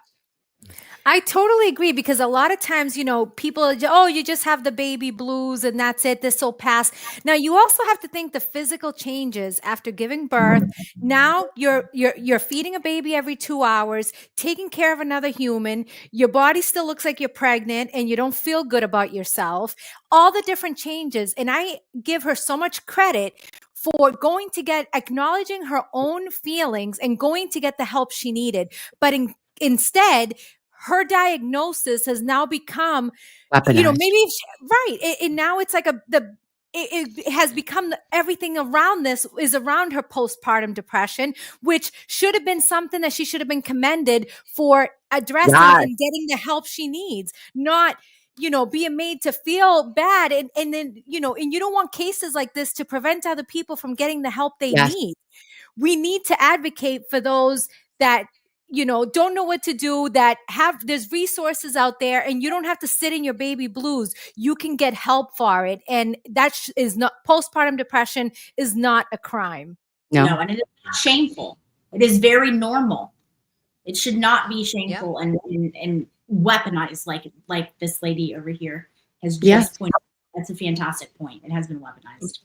Lauren, this is a question for you. Can you walk us through what if she was on, if you were on this case, how would you help? Like, what are the steps you would take essentially? Oh, I would do a deep dive on the judge. I would do a deep dive on that family. Every single person in that family, cousins, uncles, aunts, who they're tied to, Facebook dives, all of the social media. Like we saw it come out in the Karen Reed case. There's people that were involved that were tied back to the witnesses in the case. And if I had to take a guess, somewhere down the line, there's people tied to people. Again, it's a similar sized town, all of that. And things like the firefighter, who was he? Why was he there? Did he get the word? Did Justin send him? Well, okay, let's find out what squad he's on. Things like that. Also surveillance. What are these people doing? I also, again, I've heard this. I don't have proof of it. I've heard that Justin was cheating on her. Is this something maybe Kelsey knew? Did Kelsey maybe end things in that phone call? And this set off, well, she ends it, then I don't have a home and I don't have my baby. And guess what? I'm going to have to pay child support. So I'm going to get ahead of it by, manipulating the system. Is that possible? You got to dive into all of those types of things. And I think that there's things there because it doesn't make sense. So yeah, there's a lot to go through, but, and these are just what we're knowing. Like the family knows so much more about the ins and outs that we don't even know. So those are some things off the top of my head that, a good private investigator would check out. How does DCF typically handle postpartum matters? Are you guys typically aware of that in advance when you arrive at a house? You would be aware of it. However, I'm not going to lie. Like DCF is crap for, mental health. They just don't have the resources, nor do they have the time to do that. There needs to be a whole nother issue and resource for mental health that they can help with. But DCF is not that resource. So I'm not going to lie and sit here and say that they would have been aware of it. That if you got a good investigator, they might have been extra precautious in how they worded things and or presented it, but they would have been aware of it and kept it in the back of their mind. But the basic training stuff with the escalation of having him there and all of these things, the cops going in and securing the weapons, all of that should have happened no matter what. Yeah. It's and just a reminder, though, that postpartum, your medical history is, unless there is an allegation of child abuse or neglect, DCF shouldn't know shit about shit, okay? Agreed. Because you're a mom and you're allowed to. Your HIPAA laws and your private, personal records, it's not a crime to have postpartum. It doesn't make you a bad mom to have postpartum. None of that is anyone's business. And you seeking that medical care should be confidential at all times, unless in a case that, unfortunately, God forbid, there was, any kind of risk to a child or anybody else in the household, then maybe, they would have to get involved. But otherwise, you would just deal with that with your providers. Question, just to go off that, maybe to rephrase my initial question too, Lauren, based on the HIPAA laws, they wouldn't know that, but wouldn't they have access to the child's date of birth, for example, where they would say, like, if this child's within a certain matter of months of birth, it could be possible that the mother could potentially be under postpartum? Is there any kind of precautionary look at it from that perspective, where they know that child's date of birth? Is that information DCF is privy to? At the time of removal, they may or may not have that information, but yes, they would have all of that information regarding the baby's care, and then they would have access and be requesting documents for mom. So if anything was in their records, they would have it. I don't know that they would have it at the time of removal unless that was given to them or told to them. But as far as days after, yes, they would have had that. So there would be a level of precaution nonetheless. So for example, whether they knew postpartum, didn't know postpartum, knew no details, even the age of the child. For example, like a kid could have been 4 or 5 years old, 6, 7 years old, or whatnot. They would have no information, but there'd be a level of delicacy, for example, or a level of protocol on how they'd handle this situation. Because, I mean, it doesn't matter if the kid had been 10, 11 years old. You might have a parent that is just as upset as they would be if it was a newborn baby. So there's a level of protocol to kind of, I wouldn't say silence the parent, but just neutralize an outburst that could become either a hazard to someone else or even a hazard to themselves. Correct? Absolutely. And like I said before, not every case, not every removal would you even have a cop with you. There's hundreds that you don't. So this might, if you got the call and you heard the one-sided information that they probably heard, this would be a call that they would probably have a cop there to go in case things escalated because of whatever the information they were told, or to go inside, secure the scene, secure weapons, that kind of thing. And then it would be a very delicate conversation. And in that, all of the removals are delicate because you're taking someone's baby, and so to reassure them this is temporary, you will go in front of a judge and you will be able to tell your side of the story. This is temporary. You will have a visitation with your child in a matter of a day or two. That's all court ordered. So there is a procedure. This mother is not going to be just completely ripped from her child without having any contact, which is what happened here. Ridiculous. Yeah. And just to be clear, postpartum depression just means after you had the baby. This could kick in at 3 months, at 4 months. This isn't you give birth and all of a sudden now you have postpartum depression. Correct. There is a process to the lack of sleep. Sometimes you can have a touch of postpartum depression. You don't get diagnosed and everything's fine. It's not like, unless you go and actually get diagnosed, because you feel so sad, there's a sadness you're not able to overcome. and getting a few hours extra sleep is not fixing the issue, Mm-mm. and all these other things. So what I'm trying to say is that just postpartum doesn't mean you have a baby, all of a sudden you're sad and you are upset. This Yeah. evolves over time with lack of sleep, circumstances, having to care for another human. Yeah. And we could be 5 months saying, now I feel sad and I didn't understand why. And you get a diagnosis at 5 months. So I guess what I'm just trying to say, that this isn't you have a baby, all of a sudden you're depressed. This takes time to evolve into what is this postpartum depression. And sometimes it also doesn't present as sadness, right? Sometimes it presents like mine was I was hyper focused on the baby, and I was like I didn't like care about me or anything else. Do you know what I mean? Like I was so I was like making sure her chest was going up and down. I was like waking her. I was and you never wake a sleeping baby. She knows this. But I still like I was worried all the time. And I'm already like, and I'm anxious by nature, right? But this was to another dimension, right? So I didn't understand. I was like, well, wait a minute. I couldn't regulate to the point where like I would even want to shower or like take care of myself because I was so like obsessed with the baby and not like to a detriment to her, but it was a huge detriment to me. And I ended up like leaving. I had both the babies, and I went up to Laconia just to go visit my best friend, Jen. She had like a 2-year-old, whatever. Like we were so cute.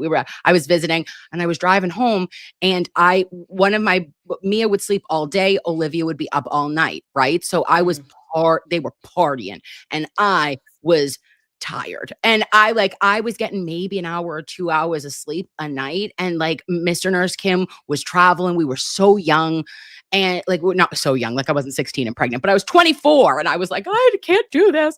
And like so I had both of them, and I just remember in the back of the Explorer, I was driving on the highway, and I almost veered off the road because I almost fell asleep, and I just called my mother, crying my eyeballs out. And that's when I told her, I was like, Mom, I let it all out. Like I never spoke the words of what I was afraid of what I was so overwhelmed, that I was so tired, that I was that I was scared, that like everything that was in me, I just dumped it, and she ended up staying at my house for like 2 days, right? I slept for like 39 hours. And when I woke up, had my mother's pasta, and then I called my PCP, and that's how I was able. But I had kept all of that so close to the chest because of shame and fear of just me not getting this right, and like that it was gonna click, and like I'm embarrassed of myself, that like, what is wrong, Kim? Pull your shit together. And I just couldn't by myself. So I want you all to know, like, that you might not be just like, like lumped in a corner. You might not be feeling sadness. You might not be crying all the time, but you might be struggling, not sleeping. Just take a look inward, and like if you're overwhelmed with tasks that you used to be able to do with ease, and like I was being like, how am I supposed to manage work? Never mind Mr. Nurse Kim. Ew. All right. He was way at the bottom of the list. But like I was just I was unable to manage everything, and that is okay. Mikey. Hi, Mikey. Hi, Mike. Hi, We'll, I've been we'll watching put the guys whole in the middle. show. We'll put the guys in the middle, Mike. You and I can be in the center. Little Cindy. I Let's just love the balance show. the genders. I love this. This is I just want to make a quick statement and let the women take over again tonight, because I just love you are all talking about this. And one of the things that I was like one of the first ones because of a woman. And basically the thing was, like, I brought this up like everyone else did when it happened on Grace Curley's show as a guest on there. And then every week I went on, Grace kept bringing it up because Grace was pregnant. And now I'm hosting, we're still talking about it. And I say that Grace Curley is the reason I started covering this. And to see all of you here, the women, I just love it. And I just don't have much more to say really beyond the fact that there's a hearing on Thursday. People can show up for a family court, 8:30 in Salem. The family appreciates everything everybody's doing. The Mazza. I know. I heard Kelsey's going to be watching tonight, maybe at 7 o'clock. Um, and I just want to shout out Gator Boy. I want to shout out the family, her friend, and the people running the Facebook group. Make sure you join the Facebook group. Yes. It's the official group, the In the official description, the Kelsey link as well. Yes, and all the legal documents are up there. So if you're a YouTuber or a Twitter person, you want all that info, they post it all up there. And you can reach out to them directly. There's t-shirts for sale, purple, if you can wear purple on Thursday. November 25th is another hearing that's coming up, criminal hearing. So there's a lot you can do. And I just want to shout out Steve, the father. He's amazing. The mom, the stepdad, and just everybody who's helping out. Tim Bradle's team, Martha Coakley, and Courtney. They're just doing great work. So it's just great to see, and I love everybody who's supporting here. I just love you all. So thank you for doing this tonight, and all the money that people are donating. It means Thank a you, lot. Mike. Oh, Absolutely. And Yeah, everyone, well, it's like things are tough. Everyone is having a hard time right now, but $5, if everybody could do that, like that adds up and it makes such a difference. So any little bit is not too small and is very much appreciated, I'm sure. And I did just agree. get the picture sent to me from the car that took the pictures of us. And I forgot to mention this person gave us the Canton salute as they were driving by. nice. But I did get it. I do have the picture now sent to me from the person who was taking pictures of us at the standout yesterday. Adds up. Wow. Yeah. That adds up. Wait, you have the picture that was taken, So or the picture of the people who were taking the picture? exactly. Yep. Okay. I have a copy of, I mean, it's hard to see the license plate, but I have the Mhm. car who stopped at that gas station, who then drove away, gave us the Canton salute, and I have pictures of the car who, Oh my God. yeah. I Very don't know if you interesting. heard that, Mikey, yesterday at I the did. standout. I Yeah. would send that to make sure Courtney's in the chat. Courtney and Gator Boy in that Facebook group. Make sure Okay. you're I'll talking to private them. message them. Yep. Yeah. I will. Thank you. Thank you. Wow. This So is yeah, a they're in the Facebook group. yeah, I got to show you the image. This is a different image now. This is not the one Bia is talking about, but this is if I can share it here. 1 second. Is the image that Bia had with the group of folks that were outside North Andover yesterday. Let's get that image on the screen right here. There they are, right there. Oh, I love the purple. I love it. Yeah, Rock stars, I love it. absolutely. And no, Bia, it's a small group, but you know what? It's a start, Bia. And all the Of groups always course. start small. And that's how it started with Karen Reed. It started with a handful of people. Dennis Sweeney's in the chat right now. It starts off with a few people. And as the story grows, the participation level grows and it gets bigger and bigger and bigger. And great job to all you guys that were out there yesterday. And a few faces I recognize here for sure. At least 3 or 4 faces, which is great. It's awesome, Bia. And you have your sign right up front as well.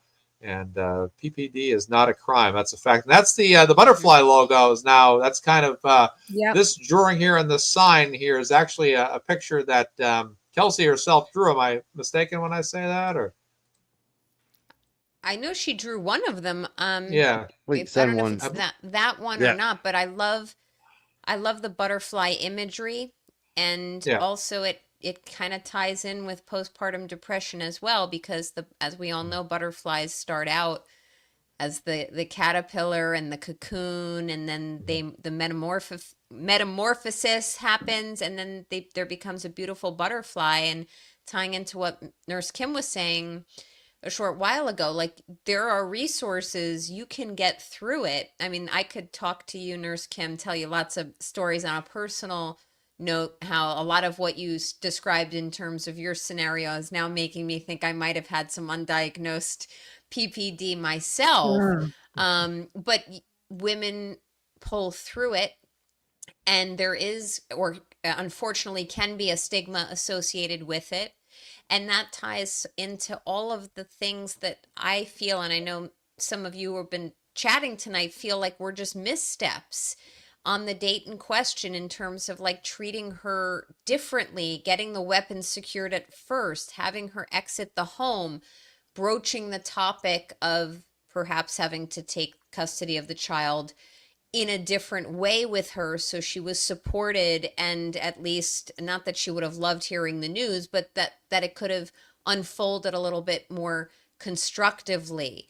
I have every reason to suspect, just on the little bit that I'm reading in the pleadings and listening to the content creators, that she likely felt like her entire world was imploding in on her, and there was an element of panic and loss of control involved as well. So the fact pattern is complex, just like PPD is complex. And that's why I love seeing all of the fundraising for Kelsey and all of the awareness that's being raised by people like Mike Crawford and yourself, Nurse Kim, and Mazza and others, so that we can all get a better understanding that this is a multifaceted story, and we shouldn't just judge a book based on oh, okay, she raised a gun and then therefore she got shot. It just goes so much more complex and deeper than that.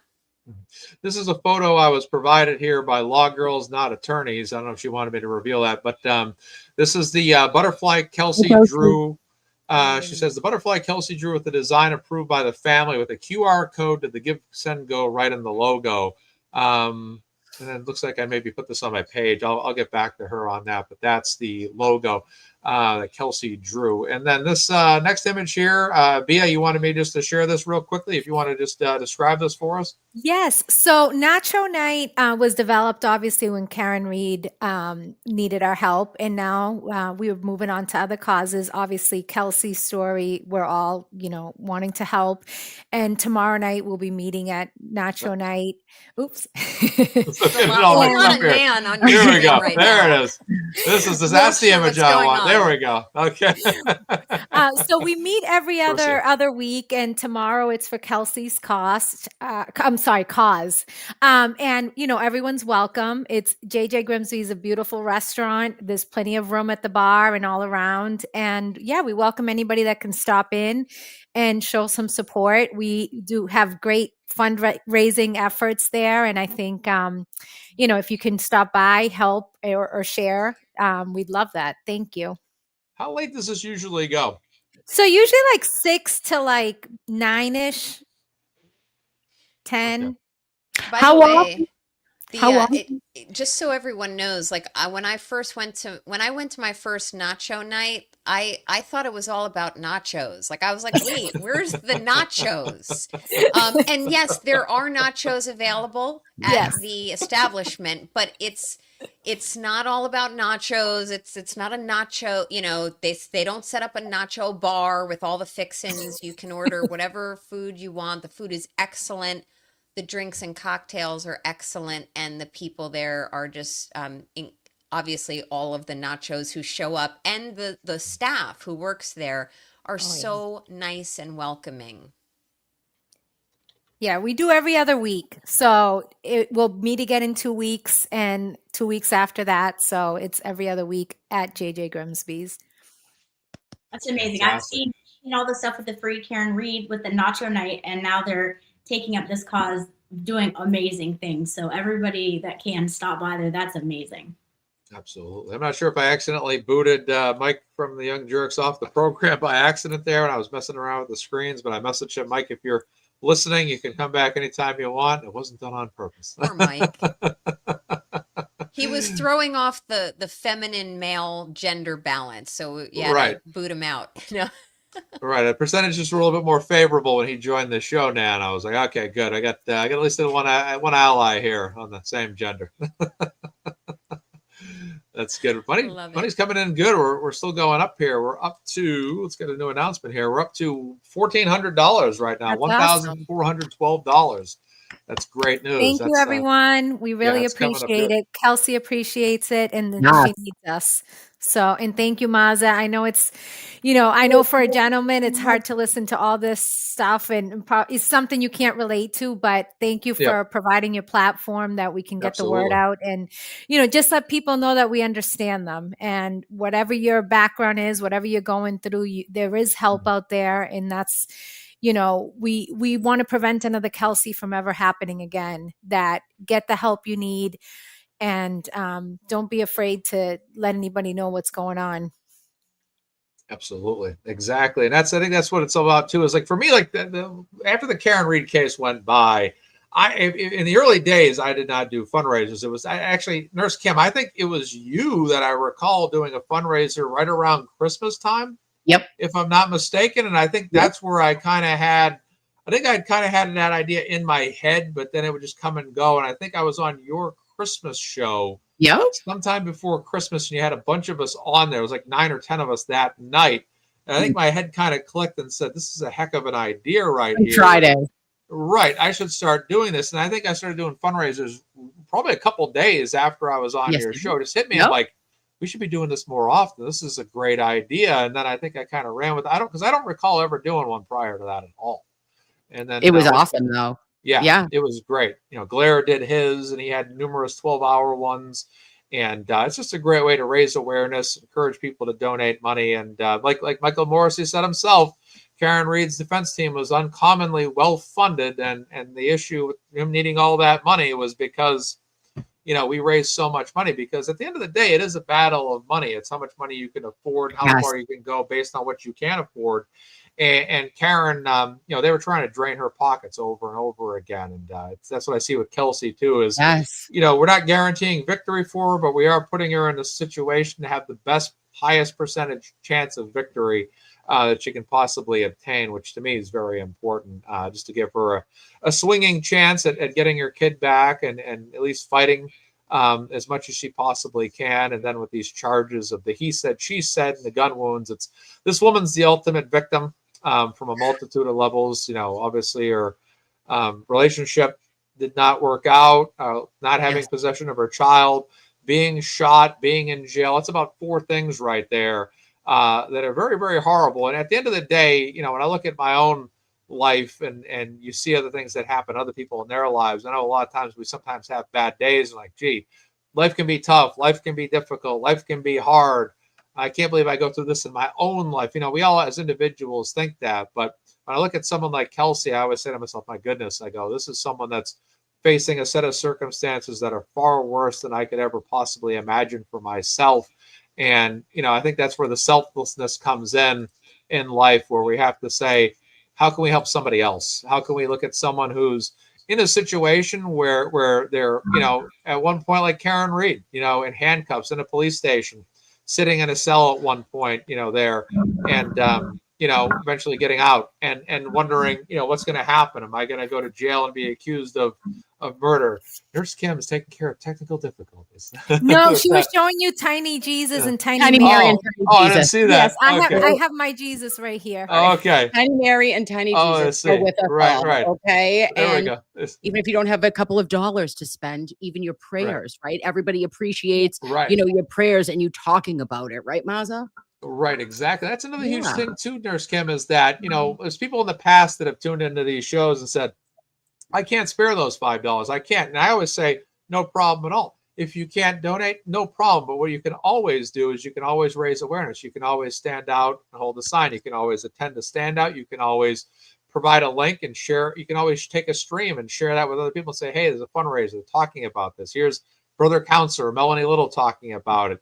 Listen to their show to get some information. Listen to Nurse Kim, and her show. Tune in, get information, see what's going on, and more people may look at this. And that's exactly what happened with the Karen Reed case. It got bigger and bigger and bigger and bigger, and more people got involved. The standouts. I mean, look at the amount of people that were out there at the very end. And that's kind of, I think, the general attitude amongst a lot of us that supported Karen Reed and Sandra Murchmore and many others is, we want to find someone like Kelsey Fitzsimmons that direly needs our help, where the walls and the odds are stacked against them. And we were able to give them the backing and the foundation that they need. And this is very important. I mean, the Reed family was always grateful. The Fitzsimmons family, through multiple avenues, has expressed their gratefulness.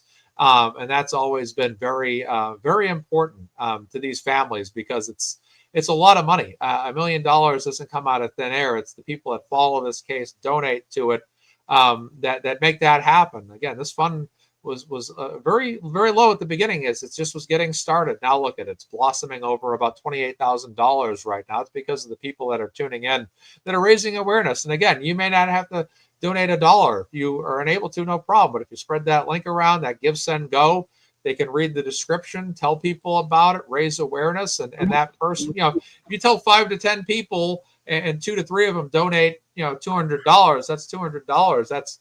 That's more than the $5, that it was there. So there's always a value in everything. If you don't think you can financially contribute, don't limit yourself. Always see yourself as a way you can contribute. You don't have to be at every court case. You don't have to be at a court session. You don't have to be at every standout. Just do it your way, whatever you can do. Everybody always has a level of value and a way to contribute. Yeah. That's always the most important thing. And the sergeant I was talking to, Mazza, you just triggered my memory. When I was talking to the sergeant yesterday, she also mentions that she watches Melanie Little.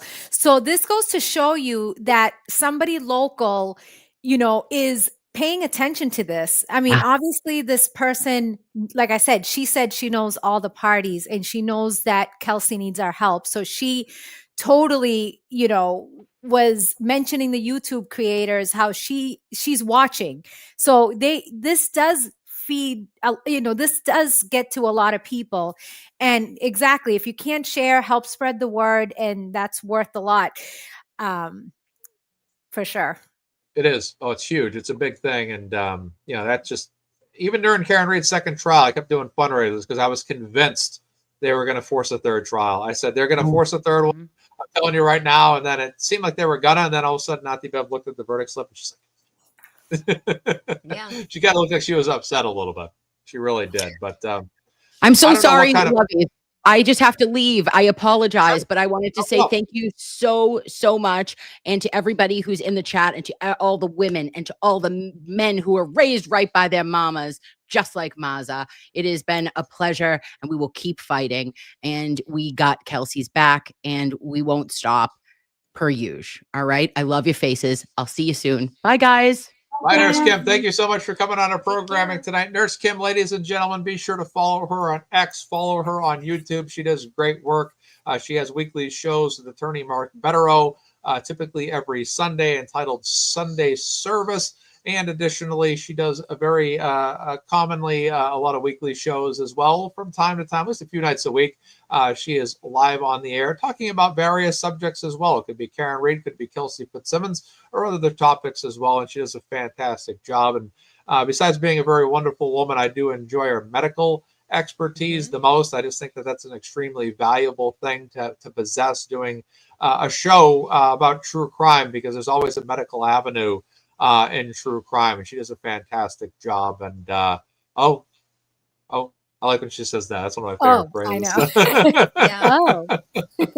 And she was on she was on Court TV. Yes. And I forget the name of the Clancy? woman. Clancy, yes, thank you.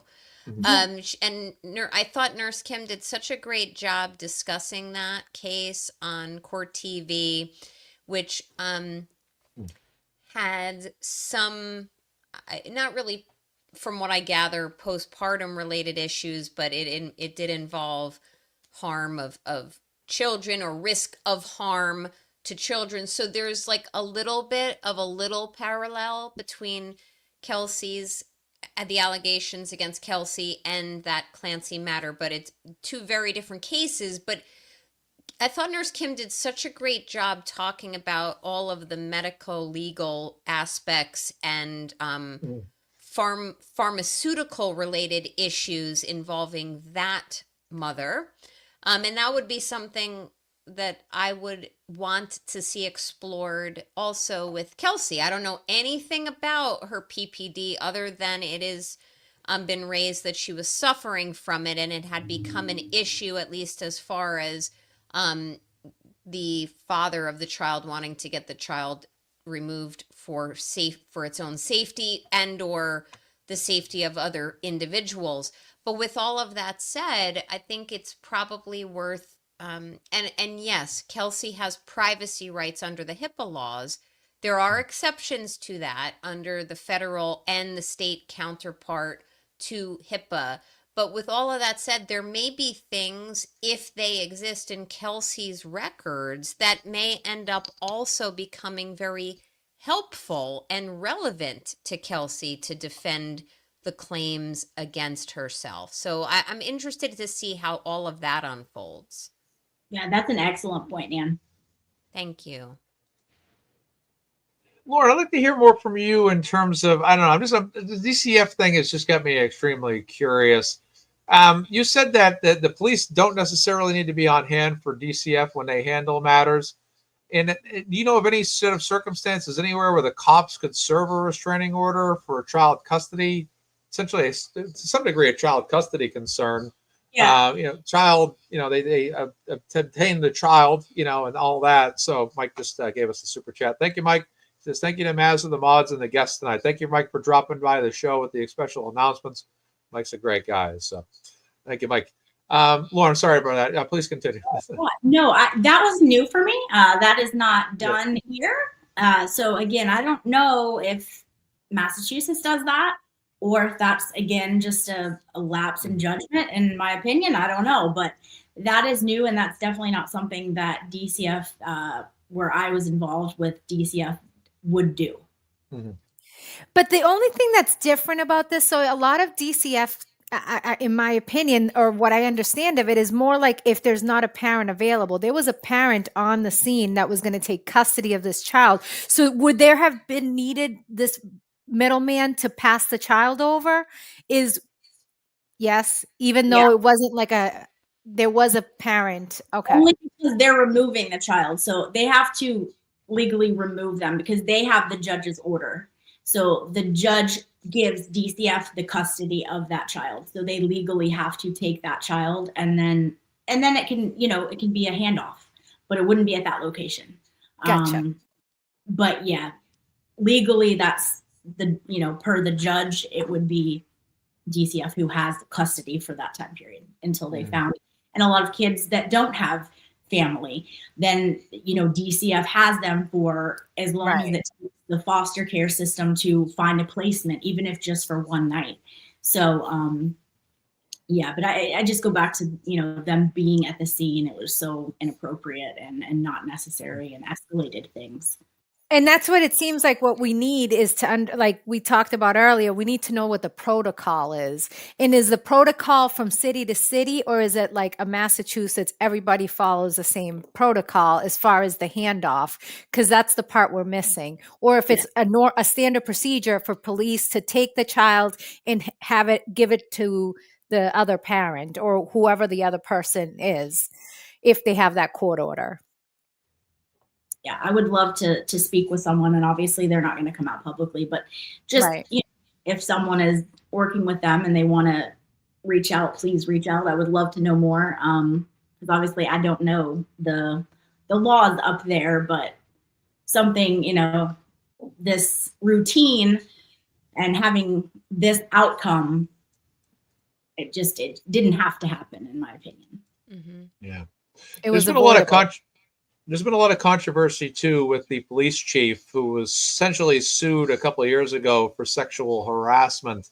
Unfortunately, in life, what we tend to find out is, sometimes these kind of things go on, whether it's a police department, Hollywood, a lot of women in Hollywood had a lot of claims a few years back that had come out. And then there's a lot of matters that tend to go on, in the corporate world all across the country. But it is notable this police chief, Charles Gray, had been sued by a female officer. She had filed suit against the town and the chief, claiming she was subjected to a pattern of sexual harassment, retaliation, and gender discrimination within the North Andover Police Department. It's to my understanding that there was another female officer to varying degrees that might have had a matter with them as well. And then you see Kelsey Fitzsimmons recently caught up in a situation where she's shot by her very own department, who are serving a restraining order. That's a lot of information right there to suggest that, like I said, again, I'm not trying to say it's what it is, but I am saying, that isn't a possibility. That could possibly be something that's a fact. Allegedly, is basically how I'm wording this here, because you just never know, is there a pattern of female treatment to female officers that's of concern here? Is there more that went on behind the scenes with Kelsey Fitzsimmons?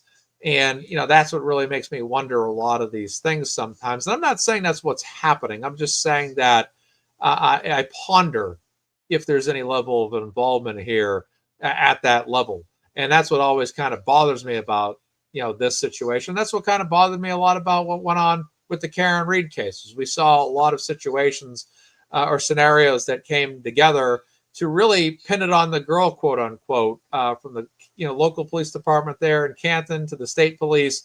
A lot went on there in that matter.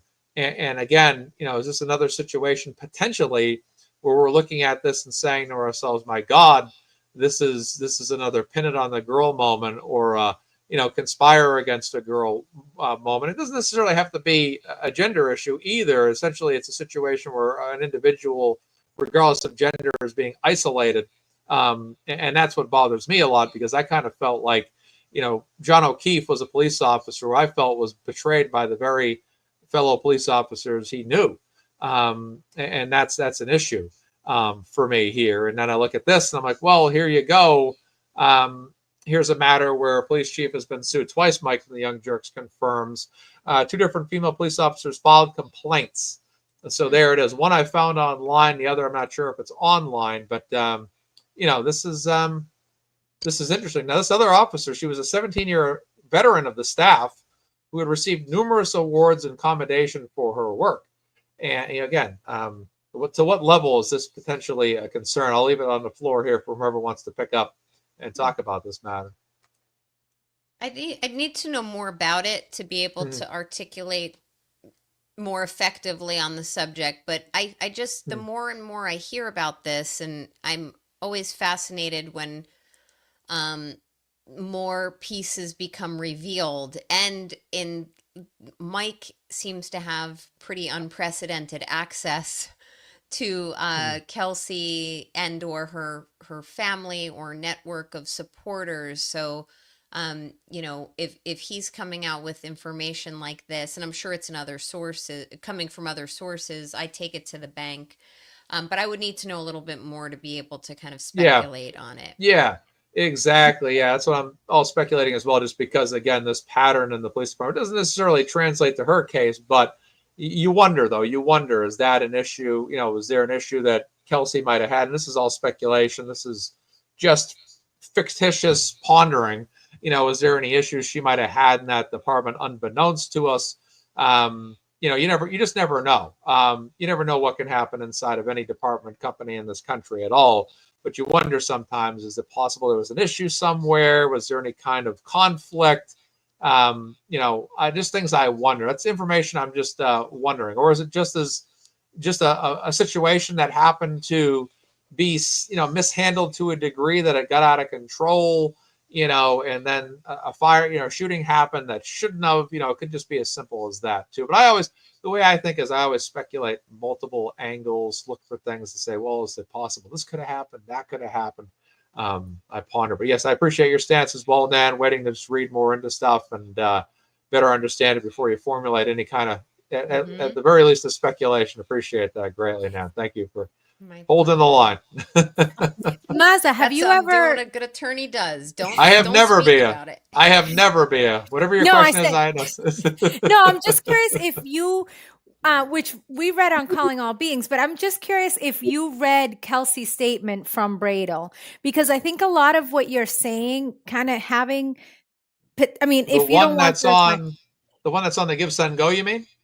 Like the one where she gives her statement of how the events happened. Yes. I feel like will clear, because she does make reference in that letter that her and her partner were involved in a very gruesome situation. The traumatic one. Yes. Yes. At the beginning of her pregnancy. And I felt like that gave a little bit, and how the department did not provide any mental help or assistance.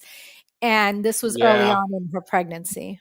Yes, that's on her GiveSendGo, and that's on that statement too. That was, I think it's an affidavit or whatnot. I think it was something like that. It was attached. Yep. Yeah, I read that about the partner and her going to that matter here, and then her being very kind of struck by the situation and how it all kind of played out, and Mike's putting that link in there about the officer filed the suit.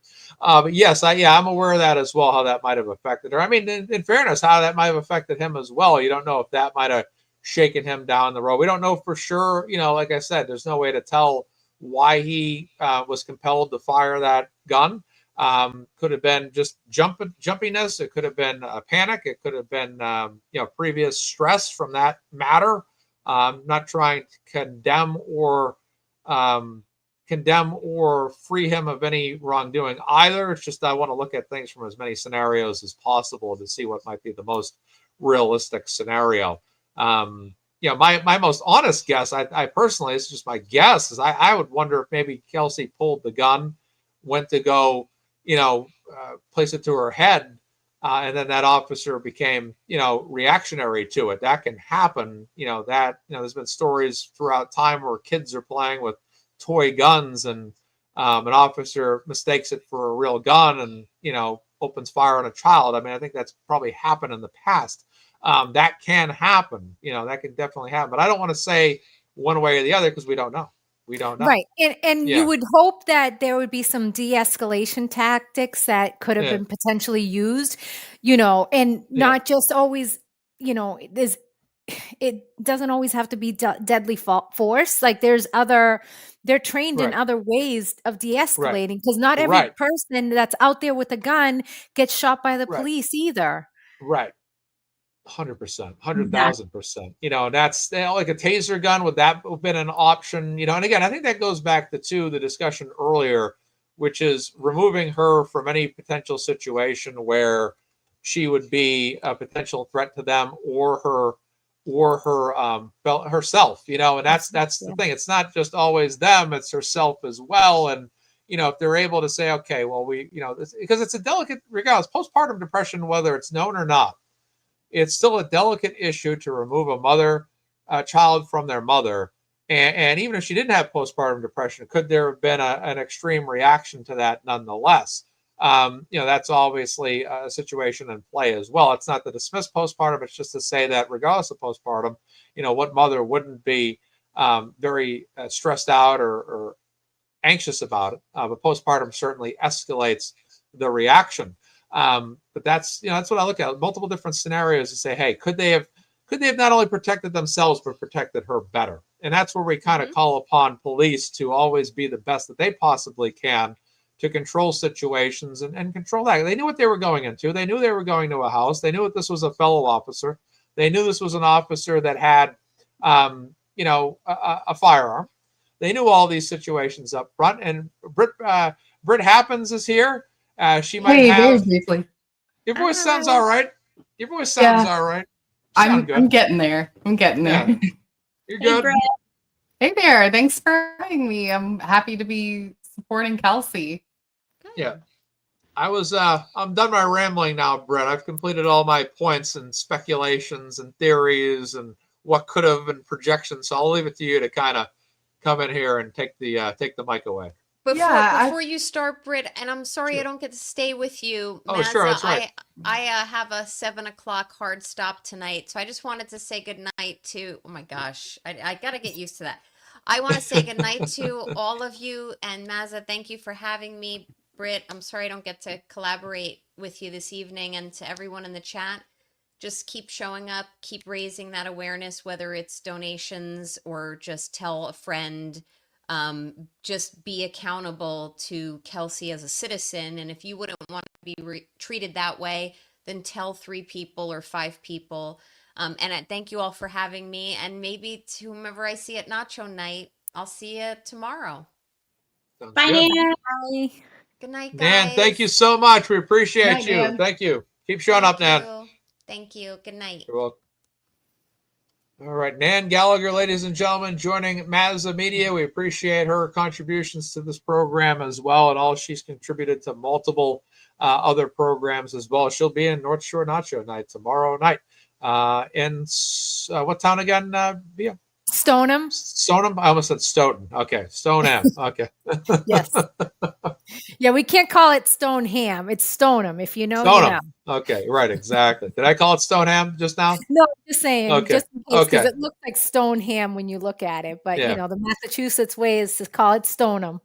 Yeah, every Massachusetts town has its own pronunciation. That's for sure. There's no question about it. I was calling Dedham Dedham Dead. for the longest Oh, time. Everyone's like, Mazza, it's Dedham. I'm like, well, I'm not from the area, so Neither are Lauren and I, so it's yeah, okay. Lauren and I are exactly. from way down south, so we've Right, messed up a couple pronunciations. right. That happens. That happens. Brett, I'll give you the floor here to discuss what you want to talk about as it relates to Kelsey Fitzsimmons. Sure. I can only stay a little while. I'm recovering Sure. from a bad flu, and this is the Mhm. first day out of the past 3 or 4 days that I have even had a voice to work with at Mhm. all. I sounded like some kind of gruesome character Mhm. for the past few days. But one thing I did want to bring up, and unfortunately Nan isn't here to Mhm. maybe help look into this or validate this, but um I was looking into some of the procedural issues going on with Kelsey. Um, and one of the things that I've heard on Mike's show, The Young Jerks, when he had Judge Erskine, is that Kelsey should have had a separate hearing entirely to determine whether there was a violation that would have called for the revocation of her bail in the first place. Because it was made abundantly clear in the September 11th hearing that there was no violation. Officer January referred to that. All of the paperwork said that she was doing everything she was supposed to do. There were just 1 or 2 tests in which she had to make multiple attempts due to her health concerns, right? So I started looking up the criminal rules of procedure. So, yes, first of all, this is US Supreme Court. I was looking at Gagnon versus Scapelli, and that's a 1973 case. Mass Criminal Procedure Rule number 6, and also Commonwealth versus Durling. So in all that case law, if there is an actual violation, then Kelsey should have been notified, okay, like in writing, that they were going to have a bail revocation hearing specifically for the purpose of going through this process, right? And then at that hearing, both sides should have been allowed to be heard as to whether there was some kind of violation. What is a violation? A violation would be if she A, committed another crime, okay, like a completely separate crime, or if B, she somehow violated the conditions of her existing bail. And in neither case is that true. She did neither of those things. But furthermore, there should have been a whole other hearing just to look at whether there was a violation at all. So I'm seeing, regardless of the facts of this case, some pretty significant, excuse me, due process concerns for Kelsey's situation. No matter who she allegedly pointed her weapon at, no matter what really was going on with her PPD, no matter what was really going on between her and Justin and the baby, that alone should scare every taxpayer in Massachusetts. And it scares me, and I don't even live in Massachusetts. Yeah. But yeah, those 3 case law sources right there. Judge McCarthy Neiman was not operating under that umbrella at all, which she's supposed to do. And I'm not an attorney, but I did hear a judge say the exact same thing. She didn't necessarily refer to those laws, but I was able to find those. So I hope that that's something that's further explored, either if Bradel, sends another appeal. I don't know if he can, or if there's another hearing coming up, but it seems to me that Kelsey should not, absolutely not be behind bars right this moment. Right. But that does need to be looked into, in my opinion. Right. I feel And that's go ahead, Lauren. I feel like the judge kept wanting to make it a violation, and they had to keep like repeating it. She has not violated it in any way, but she kept trying to twist the words to somehow say that she was. The whole thing was disgusting. All of it. Absolutely. And this is what made me wish that the SJC had actually listened to the recording of that hearing, because they would have heard Officer January specifically say, well, she didn't violate. There was no violation. You would not have heard from me, Your Honor, unless, had it not been for Attorney Bradel asking for a change in the conditions of her bail, which is the method of alcohol testing. Yeah. So otherwise, you wouldn't have heard a peep from me. I would have been quiet as a mouse, because as far as I'm concerned, she's been following everything to the letter. Yeah. And the SJC would have heard that had they just listened. I don't know what them turn their nose. I know that a lot of the time the system is not designed to buck itself, but I wish they had at least looked and listened. That's what concerns me about the SJC too in Massachusetts, is they typically have deferred to the judge that's overseeing the particular case. This happened in the Karen Reed trial or Karen Reed case in between trials last fall. I think it was November of last year, where they went before the SJC. And Attorney Weinberg had done a very spectacular job making a case on behalf of Karen as to why two of the charges should have been dropped. And ultimately the SJC deferred back to the judge, essentially in agreement with her. And that's what kind of bothers me about this one a little bit. It's another situation where the SJC has sided with the judge. It's almost like I don't know how they come to their decisions. I don't know what they use as their means, but they seem to it seems to be very hard to overturn any kind of judge's decision, even though there is a strong argument by the defendants, Karen and her situation and Kelsey and her situation, where they're able to make an argument as to why something should be changed. And in both cases, the SJC held firm and sided with the judge. That bothers me a little bit, because you want to believe that you can go above a judge's head that's overseeing a case if you disagree with them and have strong grounds, not to do it for courtroom tactics or theatrics, but to do it for a means because you truly believe that the judge is either in error or maybe abusing power in some situations, or is absolutely ignorant to what they should be doing in a situation. It's nice to have the SJC overhead to look at this and say, well, this is not accurate. And unfortunately, it was very disappointing this week to see the SJC not have a ruling that was favorable to Kelsey, which I felt they should have done. And the problem is that the judges have a lot of judicial discretion, and that's why, so they have a lot of freedom to. Kelsey Fitzsimmons is watching. Kelsey, good evening. Hi, Kelsey. We're praying for you.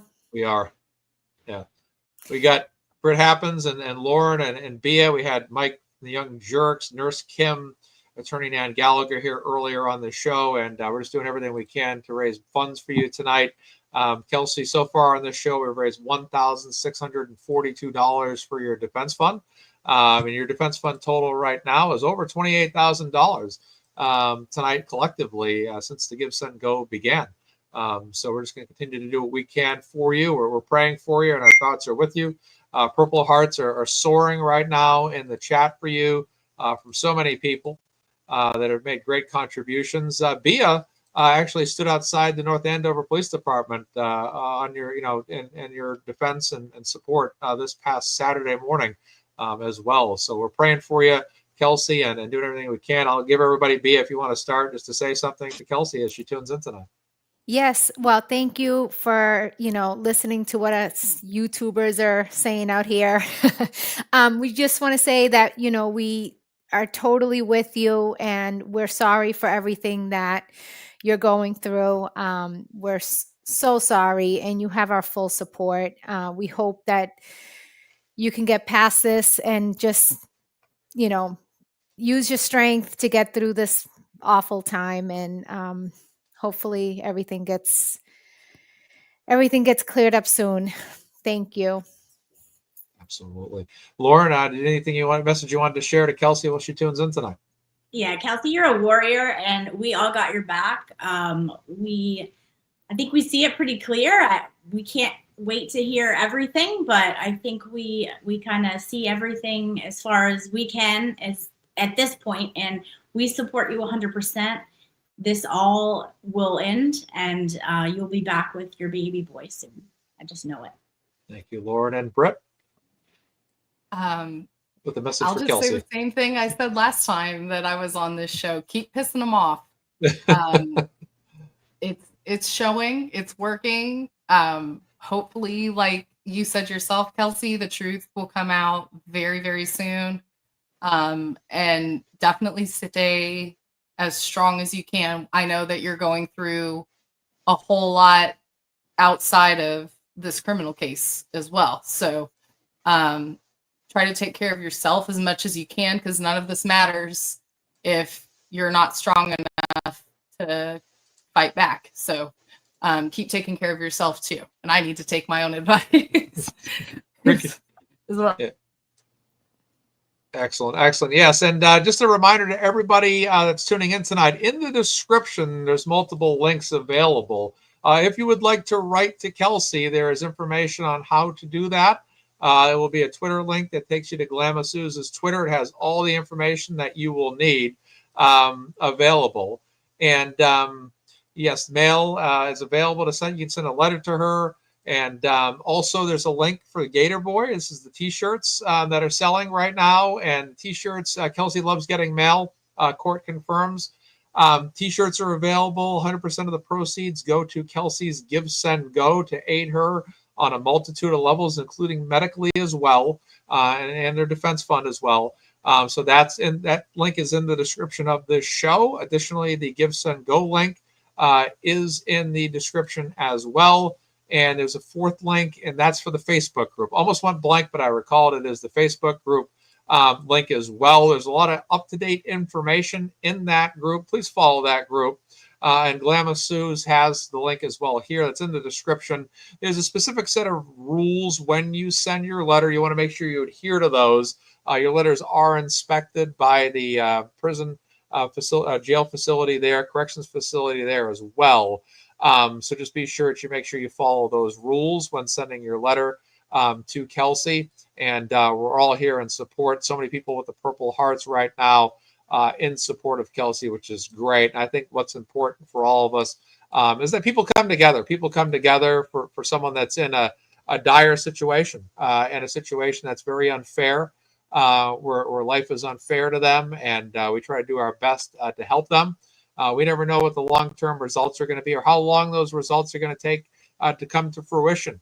But we do know with the Karen Reed case as evidence, what many of us did there was extremely helpful for Karen, and we got the long-term result that we wanted. And Kelly Reed, Karen's cousin, is in the chat right now. Thank you, Kelly. We've done a lot of work together with the Reed family, working with them to help Karen. And that was very successful. A long battle, very long battle. It took a lot of work. A lot of people stood out and were tireless in that effort. And it looks like everyone here, by the pouring out of messages here, that everybody is really locked in on doing that once again for Kelsey Fitzsimmons. This is a matter that's extremely serious as well, and involves a situation that places someone like Kelsey in an unfair situation. And Kelsey, in an unfair situation, and we need to continue just to do what we can. And that, like I said, whatever we can all do individually or collectively is all helping. A lot of people have had great ideas, from North Shore Nacho Nights, the standouts, the holding signs, to just raising awareness, to just telling friends, talking to people that you meet along your way that can learn about this and eventually help. And it will help out a lot. Kelsey is going to be in a battle, but we're going to be there to show that support and assist her any way we can. And for me, I always feel that the GiveSendGos are really a huge part of it. We saw, as evidenced by the Karen Reed case in the two trials, that funding really helped out Karen Reed a lot, and it's going to be big for Kelsey as well to have that financial backing for herself, to make sure she has all her needs met, medical needs, and of course the defense needs as well, which will be huge. So I'll leave it to who would like to speak next to take the floor as they wish. And I was just going to say too that, attorneys aren't cheap and experts aren't cheap. So she definitely, if you're able to help, I'm sure she appreciates it. And if you can't help, it's okay. Just help us spread the word, share on your social medias, and hopefully we can get her defense moving in the right direction. And yeah. Absolutely. Yeah, I think this case is one that once someone hears it, they can't turn away, because it evokes all the emotions, everything. And you're just like, what can I do to help? This is not right. So if we can get this, being told to as many people as possible, the support is going to just skyrocket, because of what is being done here is wrong on so many levels, and what continues to occur, and day by day with more of these motions filed, like trying to take the sale of her house, it enrages you. So if anyone can just share with a friend, talk about it at lunch to somebody on your lunch break, the support will grow, because this case speaks for itself.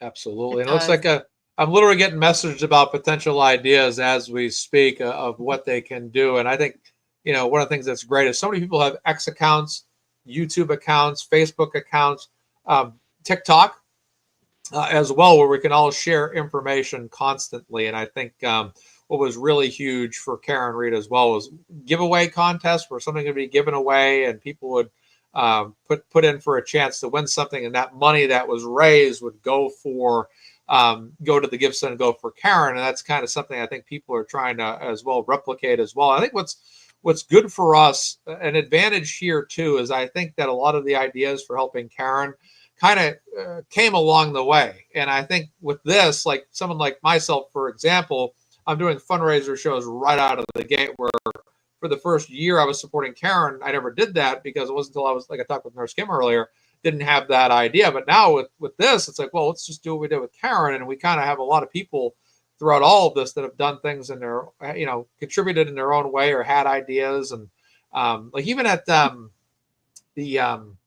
Erica Madden's Star Driving, they had a lot of craft fairs down there, and the funds, a lot of the funds went down there. I remember getting gifts down there for Christmas for people down at that fair. I'm like, well, let me get some winter hats and whatever for people, and donating, giving that away. And that portion of that would go to the defense fund for Karen, which was really great. So we're happy. And like I said, helping out Karen's huge, as it was helping out Karen was huge, as well as helping out Kelsey now is going to be huge as well. And I think this is a huge cause. And like I said, I want Kelsey to have the best percentage chance possible for her to present herself in the way that she believes she should be presented before the court to make her case as strong as possible.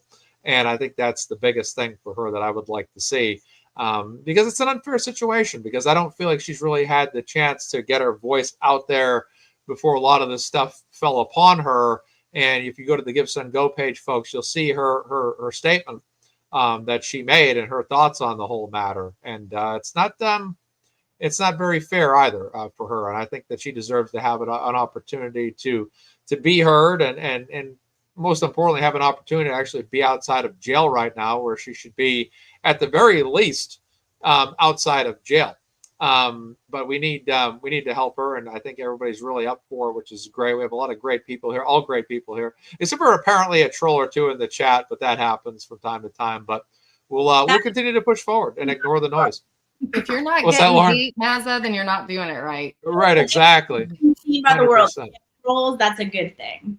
Yeah, even Right, Jesus couldn't absolutely. please everybody. So Right. I've got to say how happy I am to see the beginnings of some boots on the ground efforts, like Mazza mentioned. B, I was listening earlier. I'm sorry that you were getting your picture taken, but that speaks just as loudly in a lot of ways as financial donations. So if you're not able to donate, another thing you can do is look up times and places in which you can make yourself present. Maybe hold a sign for an hour or two. I've flown all the way up to Massachusetts to do things such as that. Lauren, maybe you and I can plan a girls trip from Florida. And and just make yourself seen. That does a lot for I remember how much it did for Karen's spirit when she was in the throes of it and getting tired and staying awake late at night probably. And I remember the first time I ever saw her in person roll her window down from her SUV, and just the change of the look on her face when she saw a group of people holding signs and greeting her. So that's definitely something you can do as well, is just be seen, be there, be present. And that does a lot to help as well. Absolutely. And to that point, I think too, we implemented so many people that helped Karen that now translate to other cases. Sandra Birchmore, we know that trial is going to start next year.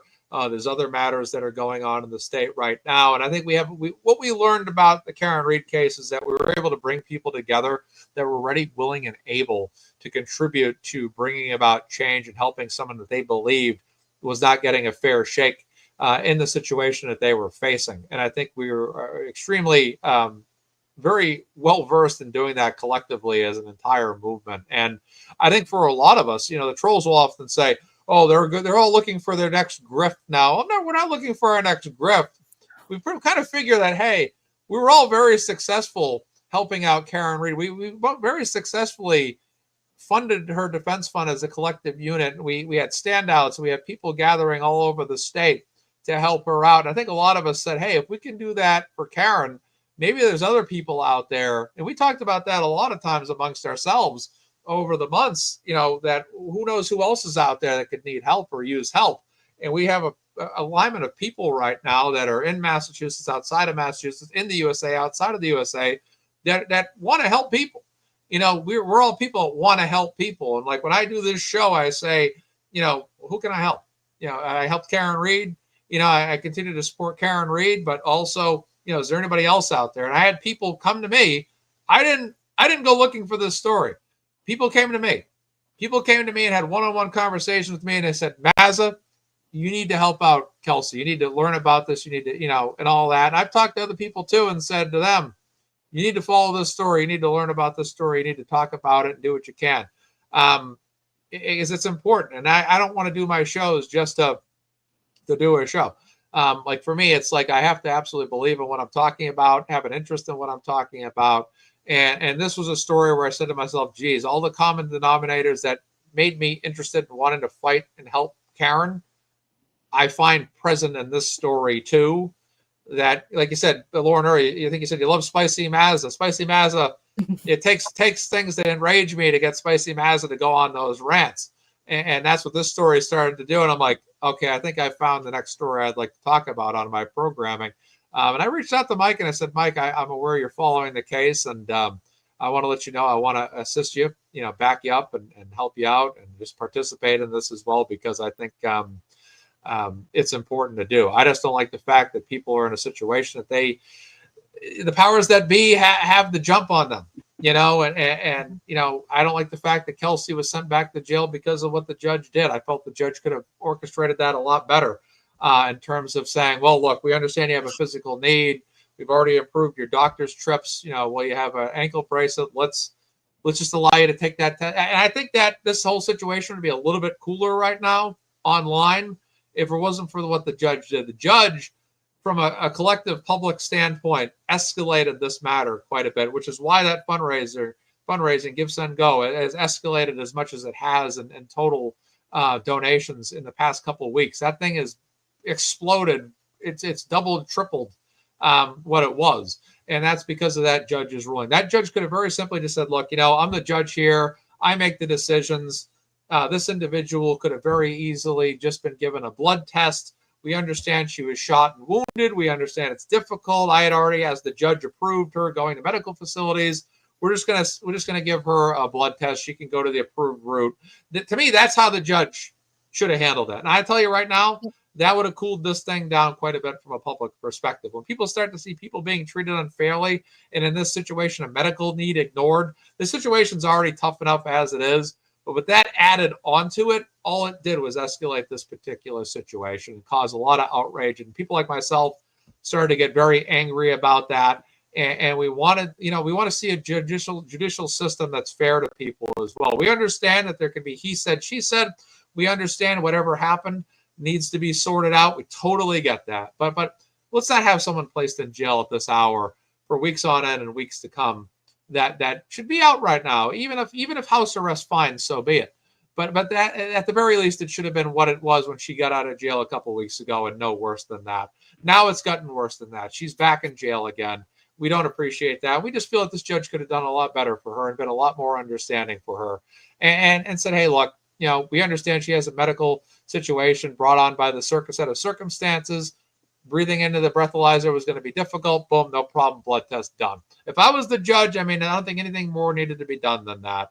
And that to me is quite controversial. I understand there might be some nuts and bolts to the whole situation that might have, caused a different outcome or potentially appeased the judge because the judge cited a bunch of things. But regardless, I think the judge at the end of the day could have been understanding about it and made it work a lot more favorable for Kelsey in a way that's understanding her physical set of circumstances. She's been ignored on a lot of levels. She's been ignored because of her physical sense being shot. She's been ignored because of postpartum depression as well.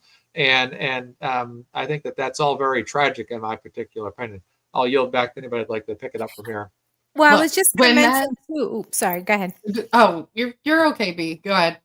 I was just going to mention that, and this is also a setback to the help that she needs to be getting. So, her putting her back in jail is, a setback. It's a setback, and she should be hopefully she is getting some kind of mental help while she's in custody, but hopefully she needs to get out so that she can get the help she needs. And, just to speak real quickly on what you were saying earlier, we've learned a lot from the Karen Reed case as far as advocacy. Most of us that are new to advocacy and fundraising, we have a business model now that we know what worked for Karen Reed, and we're hopefully bringing that over to Kelsey. And, we know that the standouts, while they may not help at the moment, it's raising awareness, and we have a plan, and all of us that are in this community, whether it's going on YouTube shows and help spreading the word, that we have something that we learned through Karen's process that hopefully will be just as effective during Kelsey's while she needs us. Absolutely. Yeah. Laura? Bert wanted to go. Go ahead, Bert. Well, just when that hearing happened on September 11th, who submitted a motion for Kelsey to be put back in jail? Freaking nobody. Nobody moved for that.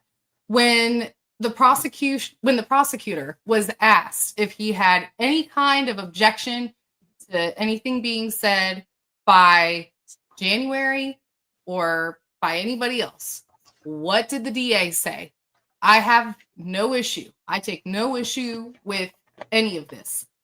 Everything that has led to Kelsey being incarcerated in this very moment with absolutely no violation, with no specific hearing to determine whether there was a violation that would call for her being back behind bars.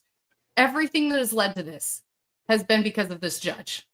So she is the single person who is behind where she is right now. I mean, all the other stuff aside, Kelsey was determined to have been not a danger to the public. And this is back when she was still supposedly going to be charged with attempted murder. Okay. Yeah.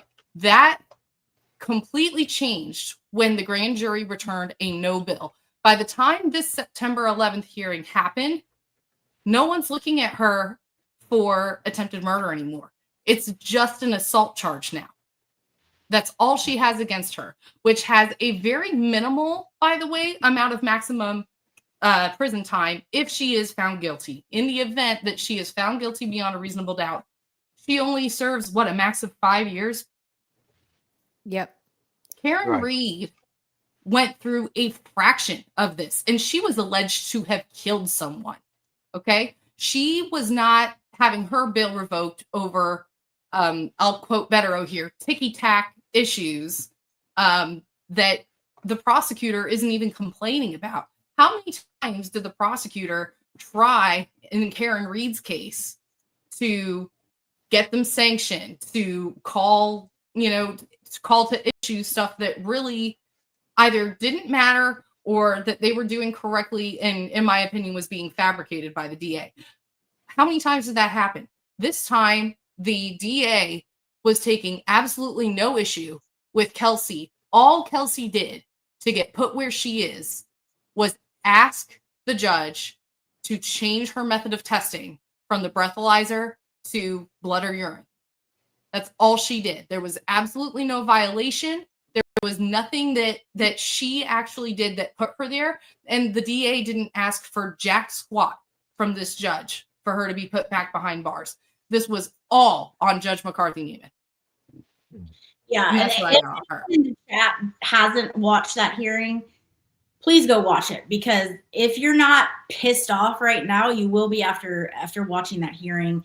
I can't, if I was to describe this to someone, I can't, because I can't express how her tone is in this hearing and how nasty and personal it sounded. And there's a whole lot of stuff going on here, but the judge to give that impression that she is somehow, why is she pushing so hard for something, for someone to be thrown back in jail? Why are you so pissed off? Like, for her to even give that impression is improper. And you'll see why we're having fundraising shows after you listen to that hearing, if you haven't heard it, because it's at It's definitely escalating. It just makes you mad, because again, you want to have, it's like I said, I said this earlier in the show, I didn't want to have my disagreement or my negative thoughts about Judge Beverly Cannone. I did not want to, but it was, again, how she conducted herself that placed me in a situation mentally to have the negative perception of her that I did. I feel the same way about this judge. Alan Jackson was on the Howie Carr show soon after the second Karen Reed trial, and he had nothing but horrible things to say about Judge Beverly Cannone during that particular trial, that she was about as unfair as she could possibly be. And I feel the same way about this judge. And I'll be honest with you, quite quickly, I feel like this judge, many may disagree, and that's fine. I honestly think that this judge is even worse than Judge Beverly Cannone, to be honest with you. I'm with you, Mazza. I think she makes Cannone look like a saint. Yeah. I mean, honestly, I mean, it makes me ask questions. I mean, it makes you, this stuff keeps me up at night. It does. I mean, there's been nights where I'll be Googling on, what Maura Healey has talked about this, and, just figuring out what can be done in this state where this can be. I'm not asking for judges. Here's the thing. I'm not asking for these judges to absolutely favor someone like Karen or Kelsey. I'm asking or expecting, I'll say this, I'm not asking, I'm expecting that these judges are impartial, that they look at these cases, and when they make a ruling, they rule it objectively in a manner that does not favor one side or the other, does not favor a plaintiff or a defendant, but is the core, honest, correct decision. It's like watching baseball. The runner is either out at second base or they are not. They're out at home plate or they are not. And then they make a decision. That's how it should be. I should not have to sit here, watch two Karen Reed trials, and say, I can't believe the judge is doing this. I can't, saying all the time, the judge is the problem, the judge is the problem, the judge is the problem. I should have a t-shirt. If I had t-shirts, my t-shirt phrase would be, the judge is the problem. And I'm watching this particular case unfold now in real time, and I'm having the same exact thoughts. The judge is the biggest problem. And what that means is, regardless of whatever's happened leading up to this, it's escalated because of the judge. And that's the same thing with what Kelsey's going through as well. Regardless of whatever's happened, all the situations that have happened, there should be no worse situation right now than her being at home with an ankle monitor, trying to get her kid back, and all that, and healing from her wounds. That should be the absolute worst as it relates to the judge's involvement in this. But with the judge involved, the judges basically banished her from society, placed her in Western Massachusetts in a facility that she's locked down in, right, or in a jail cell in, unable to spend time without the very least with her parents, and placed in this situation. And to me, that's where I start to raise my eyebrow and get a little bit upset, because it's like, hey, what has she done? And multiple people have said this. Bia said this on this show, I believe, earlier. Others may have said it on this show either this week or last week. What alcohol charge did she have? Right. Was she drunk at the time? Was she arrested for a DUI? Is it possible to be charged with being drunk in your own home? I mean, drunk and disorderly? I don't know. But it doesn't make sense to me why this test is so important. Well, I understand. We need to make sure she's sober, because she could be a threat to the community. Does she have any history? It's like I used to say this about Karen Reed all the time.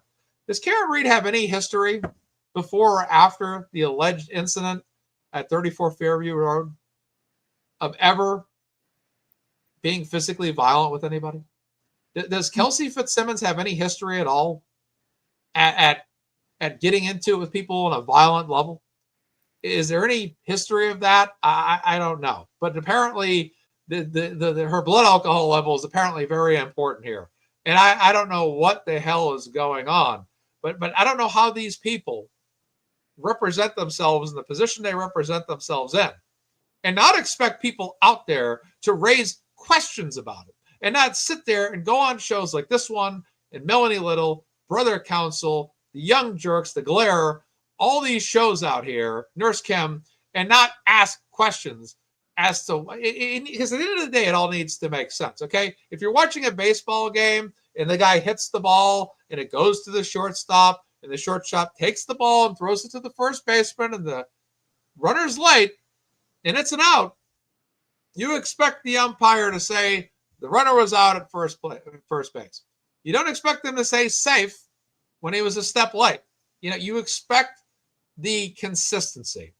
Sports fans all over this country, when they watch sports, they want the referees to call the game, not necessarily fairly, but accurately precedes fairly. If you're accurate, then fair or unfair, partial or impartial, anything doesn't matter, because accuracy is accuracy. And that's the issue I have with all of this. And I think that's the highest level of outrage, is regardless of the set of circumstances, Kelsey Fitzsimmons should not be in jail right now. And we should be covering this case in another manner.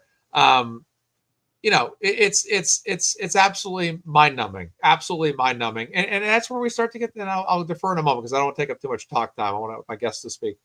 My wonderful guests. Go ahead, Lauren. Take over. Talk about how at the other hearing, how the judge was outraged that she had supporters in the courtroom and that it messed up the Zoom feed, or also the fact that they wanted to take it to trial next week. That's unheard of. Why? Why do they not want this talked about? Why do they not want people there? Why do they not want the world to see on Zoom? And why are they pushing for trial next week? What do they know that they don't want the public to know? Something about this is not right. The judge knew good and well that discovery wasn't done. Amazing points, Lauren. That's unbelievably great. Those points you made, I agree. And everything that, the hairs on the back of our neck that stood up when we heard Nyman, whatever her name is, be so horrific to Kelsey. Those are the same hairs that stand up on the back of your head when you're like, wait, why is this guy pushing for a trial next week? Are you kidding? These things are not normal. That's not how our justice system works on so many levels. And for him to even suggest, and I think he did it like 3 times in that hearing, what is going on? What is going on there? And the thing is, she needs her attorneys to do things in the order that they're meant to be, not rushed. So you don't want to rush this to a trial, to have the attorney not be properly prepared. They didn't have all the discovery. So they did not want to tie into a date, and he was pushing for it. And that's not right. She has her due process, and her attorneys have a lot of work to get done before they can set a trial date. So, yeah. I can only imagine how frustrating this is for her. She can't speak because she's on trial. So, it's frustrating for us watching it, and we want to talk about it, and we want to be outraged and share our outrage. So I can't imagine, Kelsey, if you're still listening, how it is for you. But we see you and we hear you the best that we can. And man, we can't wait to hear what you have to say when you're allowed to say it. We all have your back, and we're here for you. Absolutely. I've Well got to said, go Lauren. here in just a second, but Okay, I Brett. did want to say before I do, I just think that the time for complete judicial,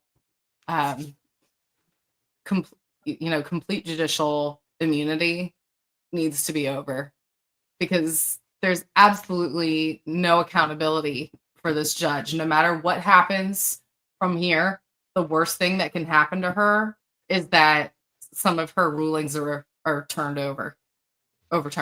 So there needs to be more of an objective standard with some leeway due to individual circumstances here and there. But there does need to be more of an objective standard as to how things are run in a courtroom by the judge. There needs to be more accountability for every sitting judge, especially in Massachusetts. I believe that the time is now to get some legislation going and get some more accountability for judges, because this is not right, no matter which way you look at it. Or how about some empathy? Some empathy for someone who was. That would be nice, but some fairness would be even just some fairness. Empathy would be great, Yeah. but I mean, a little bit of fairness. It was that judge's job to think of an alternative method of testing for Kelsey. That judge should have spoken up and said, yeah, why don't we do a blood test here and there? Or, why was she freaking out at Kelsey and her attorneys when she figured out that her own order said that she had to be doing it 4 times a day, and she was thinking it was going to be random? That was in her own order. Why is it that she's directing and deflecting at Kelsey and her attorneys when it turned out it wasn't randomized? So yeah, there just needs to be a little more accountability there. I've got to go before I lose my voice again, but thank you so much for having me, Mazza. Thank you. Good talking to you, ladies. And I hope everybody watching has a great rest of your night. Please donate. Link is in the chat. I'm about to go do mine now. So excellent. All Britt, right. thank you so much. We appreciate it. Britt Happens. You can follow her on Twitter and on YouTube, ladies and gentlemen. She's great. I think she's one of the best in the business in terms of YouTubing. I absolutely think she's fantastic and does a wonderful job. And we're looking at an 8 o'clock wrap up tonight, if that works for everybody. 8 o'clock wrap up tonight. And we are at $1,807. Britt's about to make a donation. Thank you, everyone. Thank Maybe we can you. get to 2,000 before 8 o'clock. That's what I'm hoping for. Exactly. I got a new number total coming in here too. I'm going to calculate. Nice. Lauren and Bia, which one of you would like to take the floor next? I'll take it, because one of the things that I when I heard you talking, and then I'll pass it over to you, Lauren. What I wanted to mention is that, like, when you look at you were describing what happened in John O'Keefe's situation with Karen Reed, how she was.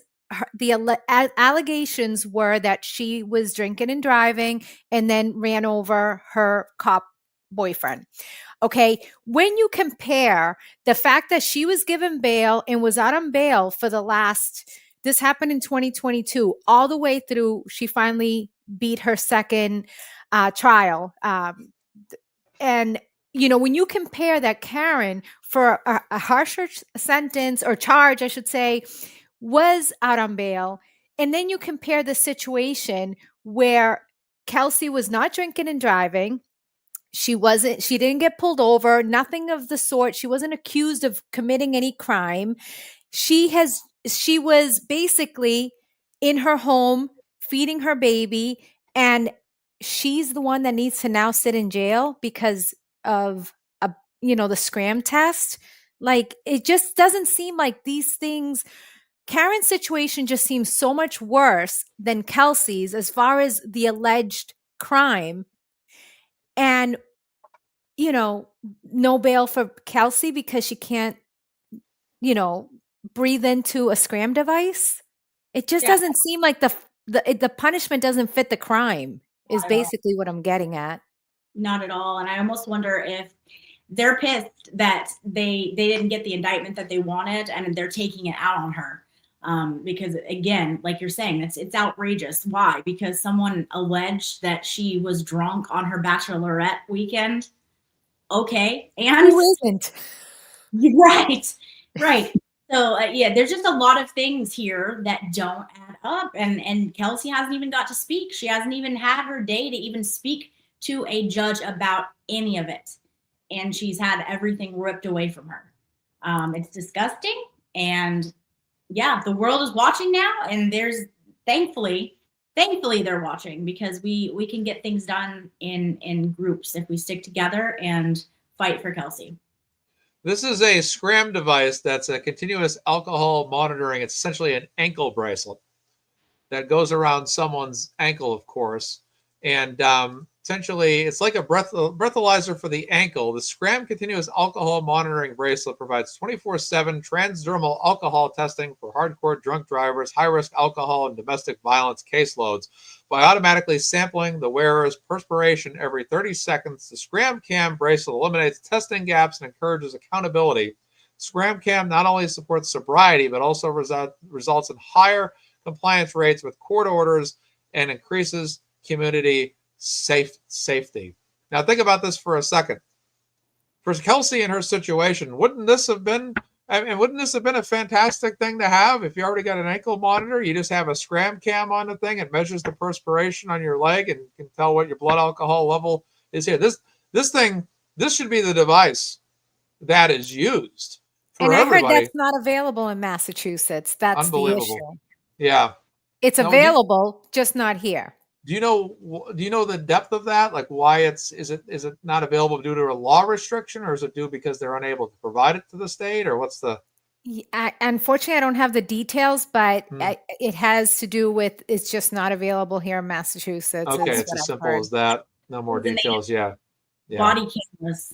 I mean, come on, people. We have to do better. Yeah, we do. I mean, in 2025, no body cams just seems. Yeah. What are we doing? Right. Wouldn't that have saved all of this if there was a body camera? Yeah. It's unbelievable. Ridiculous. I mean, it's just crazy that because that body cam thing is that's another thing that raises an eyebrow. Is just I personally think body cam should be mandated.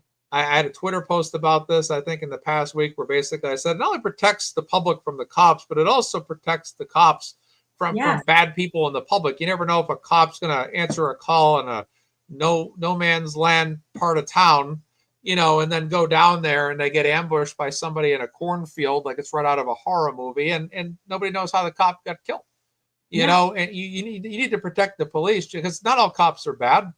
I'm the kind of person that thinks there's only a handful of cops that are corrupt, and some of them are they're just poor cops. They make bad decisions sometimes, and they look bad because of it. But there's also people out there that are bad as well. Let's not forget, right? But I think people like Karen, people like Kelsey are good people, and if there had been a body cam, that'd be undisputable what really happened.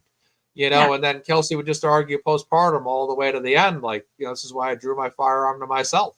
It would be irrefutable whether she pulled the gun on Noonan or pulled the gun on herself. Just the same way ring camera footage would have verified if Karen had backed up into John O'Keefe or simply just left, and John O'Keefe his body was dropped on the lawn a few hours later. And those body cams can solve a lot of problems. I just, like I said, it protects the cops just as much as it does the public. And I'm concerned that certain police departments, because I think I heard North Andover was approved for body cams, if I'm not mistaken. It makes you wonder sometimes, do these cops not want body cams because it's more information? If they have a body cam on them all day long, any cops out there are doing bad things. It could be as simply as dabbling in dirty money, for example, and being able to afford things on the side for themselves, or officers that are on the take. Sometimes what can happen in police departments is you have cops that just want to do little dirty things that don't necessarily hurt anybody, but might result in an extra couple $100 a week in their pocket with dirty money. If that body cam's on, 24/7 or throughout their entire shift, that's on camera now, and they can't do that. So that's a huge issue as well. And the other way around too, to Sure. protect the cops, because I'm sure people go around accusing them of doing things that Correct. they didn't do. So not only would this potentially would have protected Kelsey, this could protect officers from being accused of doing things because everybody's always calling them bad cops, egging them on, saying things to them, and then they go and make an arrest, and it's their word against the citizens. So this would also protect them if they didn't do what the citizen is accusing them of doing. Right. So it really would protect everybody.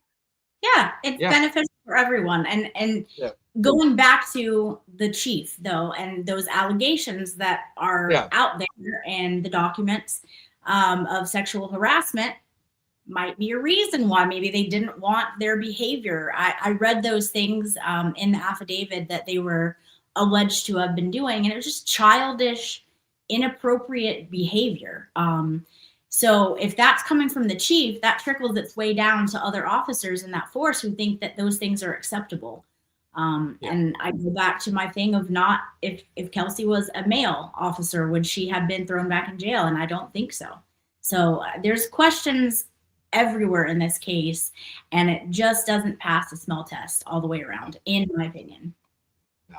We are closing in on $2,000, ladies and gentlemen. We are at $1,932 right now. That is our new total, $1,932. I'm hoping to hit 2,000 tonight. That would be fantastic. But we are closing in rapidly. Thank you, everyone. I think we can do it. I think $68 away. Yes. Let's do this, gang. Yes. Yeah. 2,000 would be a great total count. That'd be fantastic. We had a major donation during last week's show as well. I think someone had donated over $1,000 individually during that program, which was fantastic. But $2,000 is amazing. I mean, any amount is amazing, which is fantastic. We want to help out Kelsey any way we can. But getting back to body cams, though, it's just, I think it should be mandated on a national basis. I think every officer, regardless of department, doesn't care. I don't care if it's a sheriff's department, local PD, state PD, city PD. There needs to be body cams all over the place now, especially this day and age. It's a digital age now. Plus, you have a lot of people now that are recording cops all the time. And I've heard rumors of just some places wanting to make it illegal to record a cop, which I think is absolutely ridiculous. I think it's a First Amendment right. If a and cop they're can public record servants. well, that's right. Yeah, they're public servants. And if a cop can record you with a body cam, why can't you record a cop, to document what's going on? And, all that. And it's a sad state of affairs. It's too bad these things go on anywhere in the world, really, regardless of state, country, city, state, country. But it's really too bad. Yeah. It just doesn't seem that, it just seems like that's behind on the times. Whereas everybody has access to their phones, to recording, they should be recording their activities. They're public servants. And Bia, was it you who gave the next court date earlier? Kelsey has a court date coming up sometime. October 23rd, right? Yeah, October 23rd. And is that the one about Justin trying to take the profit from her home sale? So she's definitely believe. Okay. Yeah. So if anyone is in the area and can go and support that, no doubt she will need extra support there for that. I can't even imagine how. Woohoo! We got it. Awesome. Got it. Thank you, everyone. Thank you so much. I can only imagine that she'll need extra support that day. At least I will still go and support and be there, wear purple, and show up. What I'm hoping for, too, is that this will popularize in North Andover the way it popularized in Canton. I think one of the things that was so powerful for standouts was you had that local contingency of people that would appear in Canton, Dedham, other neighboring towns that were very passionate about that. I'm hoping that I don't know who here that's tuning into this show is Karen Reed supporter, also a Kelsey Fitzsimmons, or someone that's just strictly Kelsey Fitzsimmons. But I'm hoping that there'll be a contingent of people in that area that will begin to kind of, because I think the difficulty with getting, like the stand that just happened outside the police department, right? It was a low number. That number will increase naturally, but it will increase exponentially with more local people, because it can be difficult for, I'll be honest, North Andover is further for me than it is from Dedham or Canton. I'll be honest with you. It's about another almost double the ride, honestly. It's a haul up there. It's north of the, most of Massachusetts is like this. This kind of goes in that upward aspect. It's a ride out there. So I don't think I'm even going to be able to make too many appearances. But we'll be down the road if I do it. But yeah, having a local contingency will be great. People in like those neighboring towns, people that can start to kind of get the word of mouth going out there. And again, Yes, I don't know. Go ahead. Also, the North Andover Police Department's kind of like on a hill, and I was, we're basically in the parking lot of the police department, and it's set off off the street, so it's like basically on a hill. And if we were to go down through the mulch area, down the little hill there are no sidewalks. So that's the other thing, because then you're not really seeing the cars. So really, we were up on a hill with our signs, and we really couldn't get probably people in cars look like little ants. So, it's not like they could see and read the signs. So I was talking to one of the ladies who used to do the Karen Reed ones on 93 on the overpass in Stoneham, Reading area. So I did talk to her about the next one, if we can plan something with a family, that we do it from the bridge, because I think that's a better location than the North Andover Police Department being so high off the ground. Yeah. So it'll be interesting. We quite out like we got another $100, and it looks like we're up to 21:30 right now as we get closer to 8 o'clock with our wrap up time. All right, we're getting there. Up, more money just came in. It just went up again. I'll calculate that. Lauren, I'll let you go ahead and take the mic over. Yeah, no, just the invisible mic. Thank you, Mazza, for doing this. You're amazing, and thank you for everyone that tuned in, donated, shared, is going to talk about it tomorrow at work with a colleague, anybody. Like, no part in this is too small and not important.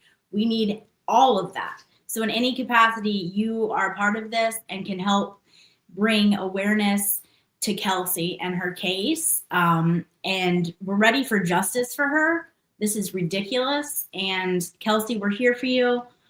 We support you. We see you, and we believe you.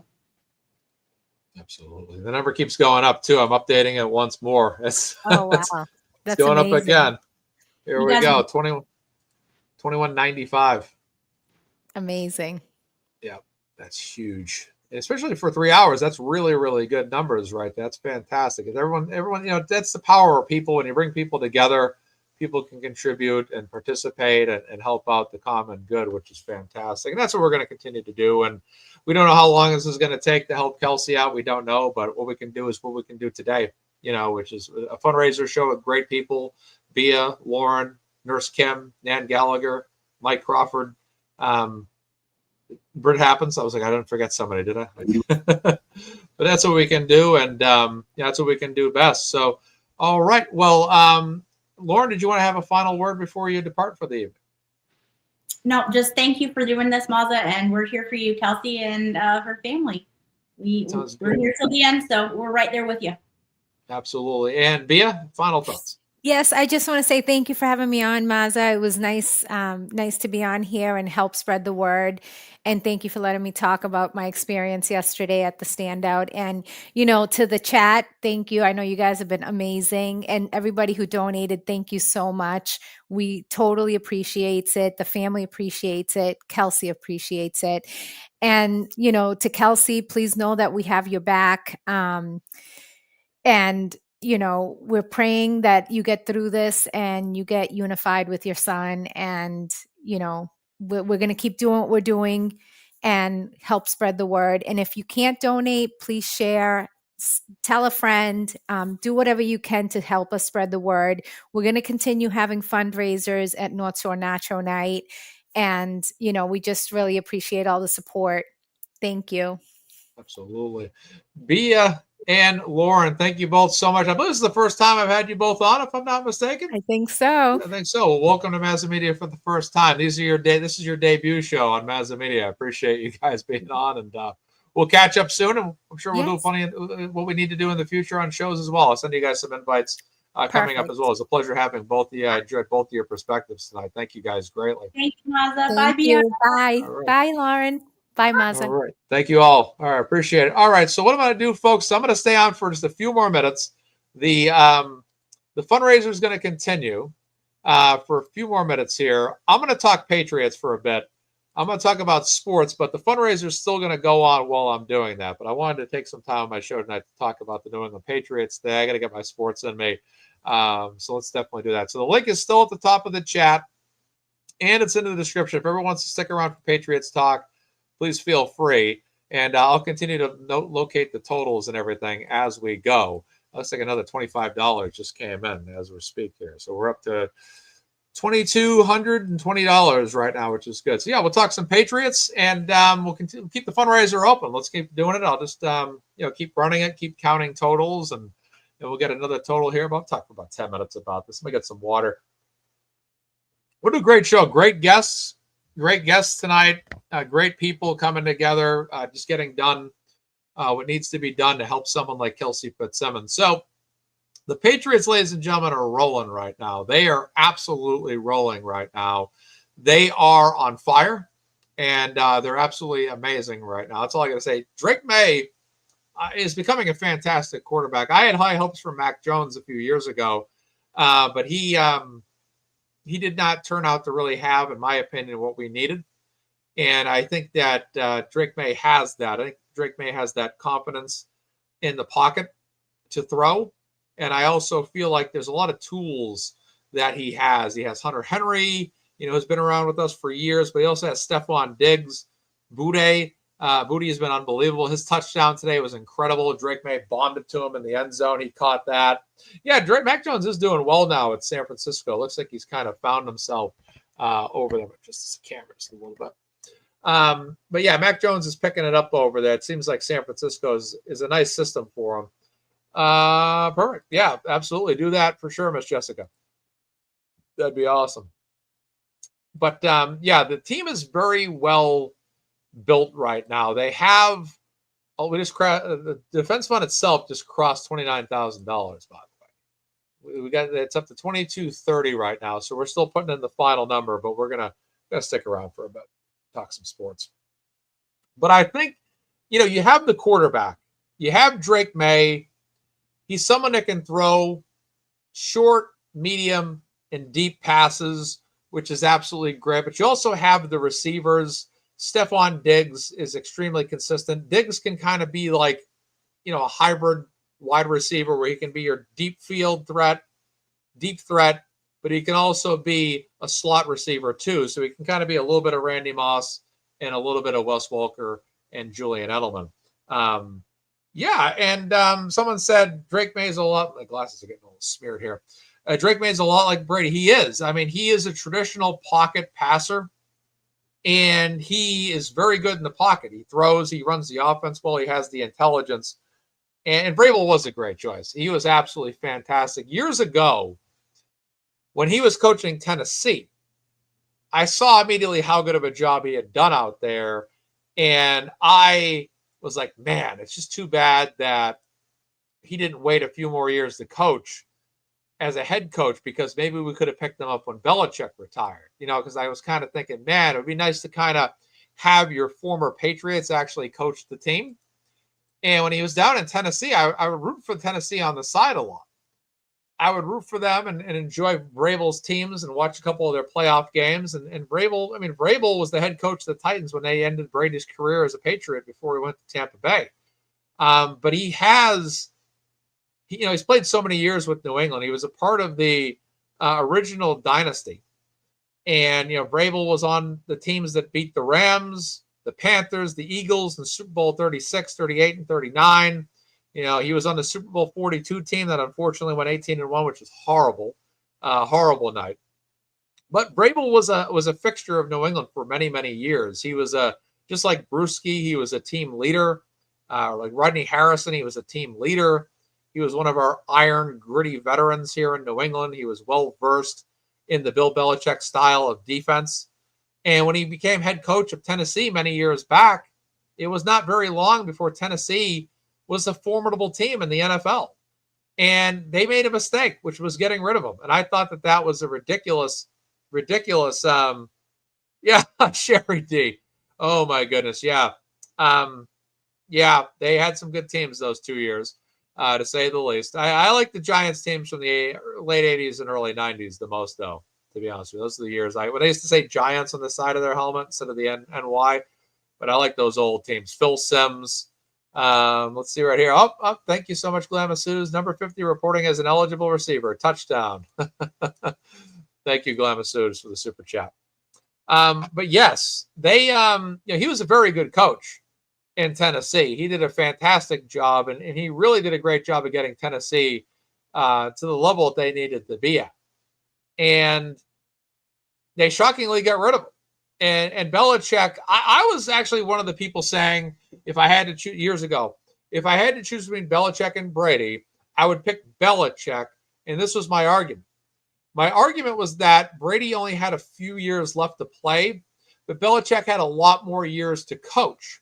At the time, I was convinced I was right about my decision. And I figured Brady had a shot at winning the Super Bowl in Tampa Bay, but Tampa Bay put together a team around Brady really quick.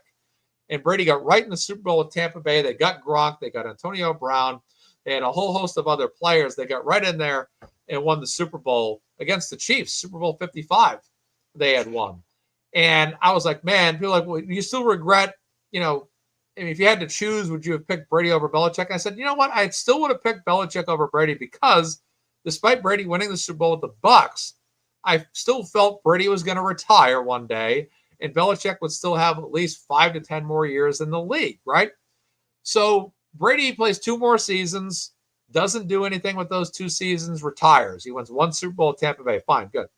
Belichick's still here. Okay, great. We still get a chance to win a 7th Super Bowl with Belichick. Well, we learned that, there was a window after Brady was gone where the team was kind of down and out, right? Edelman retired, and you figured the team would eventually rebuild and get back to form. And they didn't. And then on and on and on it went, where year after year after year, year after year, that team was not improving. They'd get Cam Newton. And that first year, I think, with Cam Newton, they went to the playoffs. They lost to the Bills. They got blown out like 47-7 or something like that, real bad. And it was like, okay, well, they'll be better next year, right? And no. Well, maybe better next year. No. And finally, it got to the point where it was like, man, this team is not rebuilding. Here's the thing. You don't need Tom Brady to win a Super Bowl because there's been around 50 Super Bowls at least that teams have won the Super Bowl without Tom Brady. And at least 3 of them where teams have actually beat Tom Brady. So it is possible to win a Super Bowl without Tom Brady, right? You just prefer to have Tom Brady because he's the greatest quarterback to ever live, and he gives you your most likely choice. So I'm still thinking Bill Belichick post Brady should be able to put together a team in about 2 to 3 seasons that should be a playoff contender again. And then we start to realize, well, wait a second here. This team is going downward. Mac Jones is here. They had a pretty solid game against Brady when he was a Buck that one year when Mac Jones was a rookie, but the team was just going nowhere. And then he hires Matt Patricia as an offensive coordinator who was a well-versed defensive coordinator who did not pan out. Thank you, Glenn Massouz. No total, 2204. Who was not a well-versed. I got a total higher than that, Suze. I got 2230 right now. I got 2230 on that. 2230 is what I got. Yeah, then Matt Patricia comes in as offensive coordinator, and I'm thinking, okay, maybe he knows some offense more than we think, but nothing really pans out there. Scott McGinnis says. He says, Vrabel did a great job telling his team that today's game had nothing to do with him returning to Tennessee after being a coach there before. It took down all the talk about the drama and the hype. Yeah, he did a great job. He just focuses on football. Oh, 2240? Yeah, possibly. But I got, 2240 sounds accurate to me now. Yep, because it's, 2240 is what I got to. Because it's 2907. Yeah, 2240 is what I got, Glenn. Thank you for the update. And let's see. We're here for Kelsey. The world is watching. We will not stop speaking out. Hugs and kisses from Charlie Lynn. Thank you, Charlie Lynn, for that comment. Absolutely fighting for Kelsey Fitzsimmons. And the fundraiser is still going on right now, despite Patriot Talk. We can still open up the encouragement to donate to Kelsey with the topic change here to football. Those two. Well, come on, Sherry. Let's be honest. The 08 Giants were pretty good. Michael Strahan should have stayed with the Giants in 08. Michael Strahan should have not have retired, and they would have had a better chance of going back and winning Super Bowl 43, because the Giants probably could have got back the next year. And the Patriots probably would have got back the next year, too, if Brady didn't get hurt against the Chiefs in the opening game. So it could have been Patriots-Giants in Super Bowl 43 as well, which would have been awesome. But Vrabel has done a great job. So getting back to Belichick, he just was not cutting it. And suddenly I'm like, man, this guy's not cutting it. And I was like, I don't think firing him is the answer still. And then all of a sudden he gets fired. And all of a sudden, once he's gone, Gerard Mayo comes in. And I'm like, okay, well, I don't know if I like Gerard Mayo when he was a player, but I don't know if this team's actually going to really be any better. So Gerard Mayo's the coach, and it's horrible last year. It's still horrible. There was a couple games they could have won that they lost. But no improvement. So Belichick, in the meantime, didn't get hired for an NFL coaching position last year, doesn't get hired this year. And now he's in North Carolina, and his young girlfriend, who's about a third of his age, is running his life, basically. I'm like, what is going on with this guy? I'm not going to condemn him for dating a woman much younger than him, but I am going to say, what in the world is going on when he just doesn't seem focused on football anymore? I don't know if he's just lost it mentally. I don't know if he's aged and he's losing his mind. I don't know. But something is wrong with Bill Belichick in terms of just his focus. He's already right now in North Carolina, that team is underperforming. It doesn't seem to be really what we thought he could have done down there. And it's really too bad for him, at least. But it's not what I would have expected from Belichick post-Brady. I'm not the kind of person that says, Belichick only won because of Tom Brady. Look, that's a lie. That's a lie.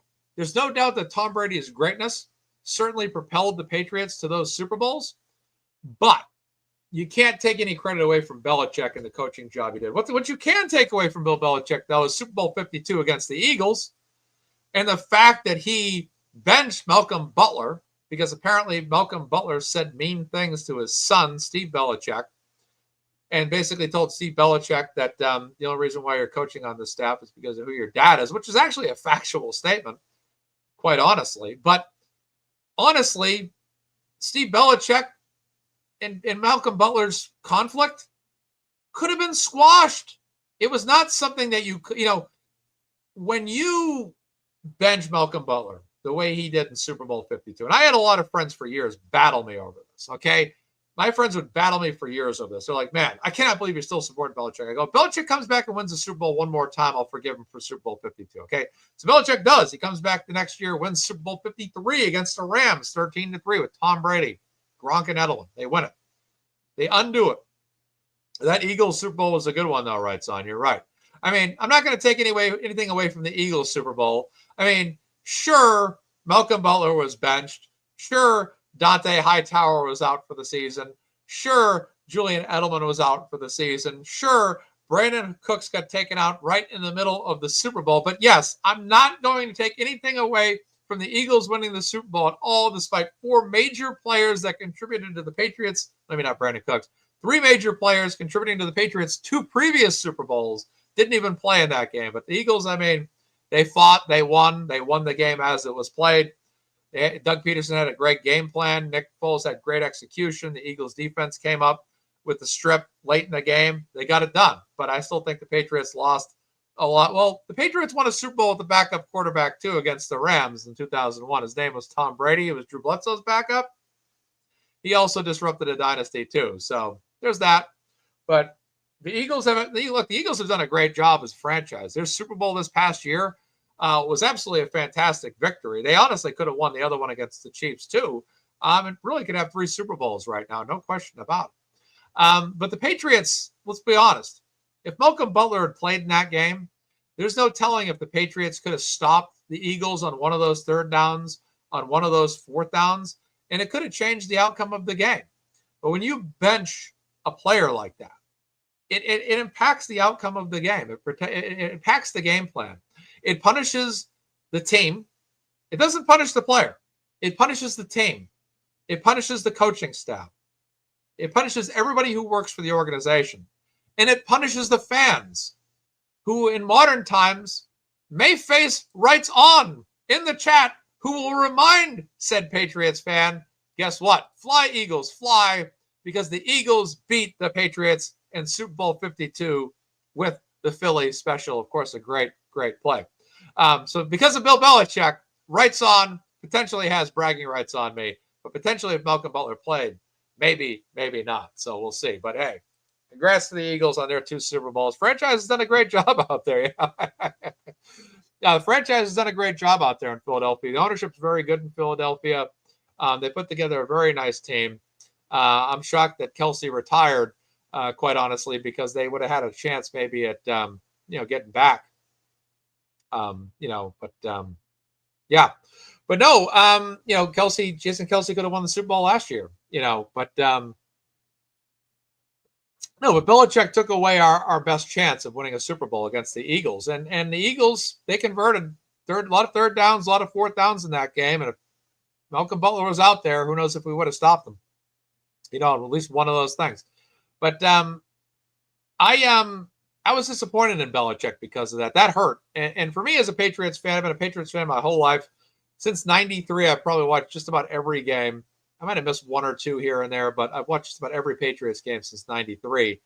And I felt that I didn't want to see Brady and Belichick lose their final Super Bowl they were in together. And during those years when they beat the Falcons, then they played the Eagles, you weren't sure if they were actually going to ever play in another one or get to another one again. You didn't know if there was going to be a gap. So they got back to play the Eagles, but they lost. I'm like, oh, man, they're going to lose their final Super Bowl together. But then they got back the next year, beat the Rams, which was great. So they got 6. But it's obviously to me that Brady held that against Belichick. And that kind of led to Kraft having issues because on that special they did, I'm not sure if it was ESPN or Amazon that did that special on the Patriots dynasty, Kraft even blasted Belichick for benching Butler. Now, there's no guarantee the Patriots would have won the Super Bowl against the Eagles with Butler, but I would say there's a higher percentage chance that they win that Super Bowl if Butler's in the game, considering that the Eagles offense scored 41 points. The Eagles offense scored 41 points against the Patriots in that Super Bowl. The most points shy of the Chicago Bears in Super Bowl 20, who scored 46 points against the Patriots, but the Patriots allowed 41 points by the Eagles offense, which was a heavily motivated Eagles team as well. And they showed no fear in that game. But Belichick, I think he kind of burned some bridges with Brady. Brady wanted to win, and, Brady, you don't want to lose. And I understand Belichick's attitude is nobody's bigger than the team, and everybody must apply to the team rules and all that. What's this here? I think this is just a troll here, so I'm just going to ban the user here. I don't know what that was about, but I think that was just a spam attack there. Let's check on the Kelsey Fitzsimmons fundraiser. $29,107. Let's see what this is for total on our fundraiser tonight. All right, $29,107 is now $2,330 is the new total. $2,330. That's great. Great stuff right there. That's fantastic. So I think, like I said, Brady and Kraft, they had an issue with Belichick.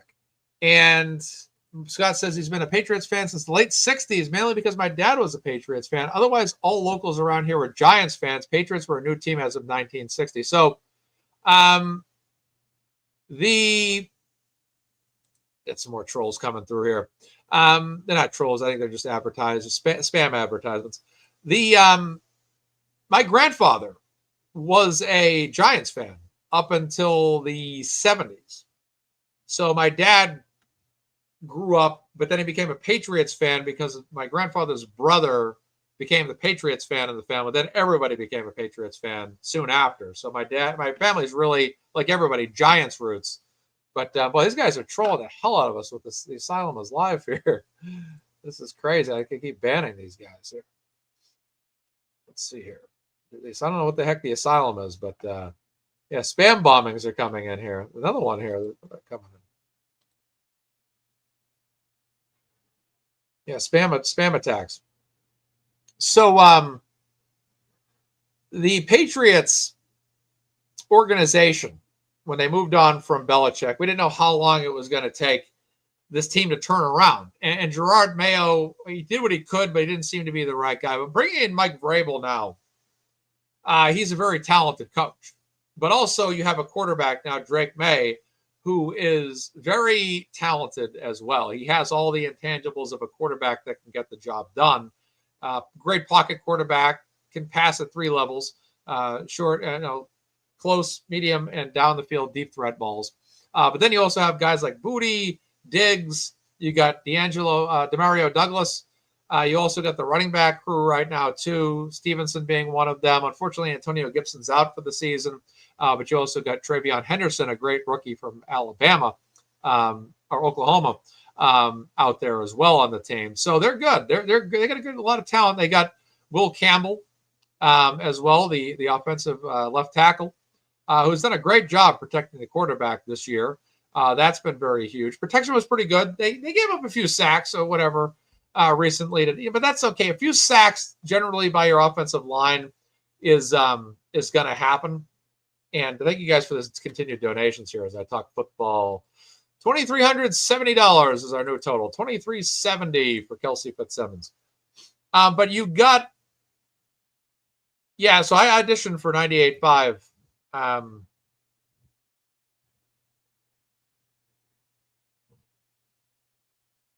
11 years ago, I think.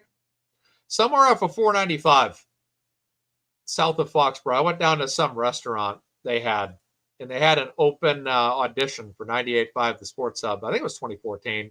It was one summer I went down. I drove down there by myself, and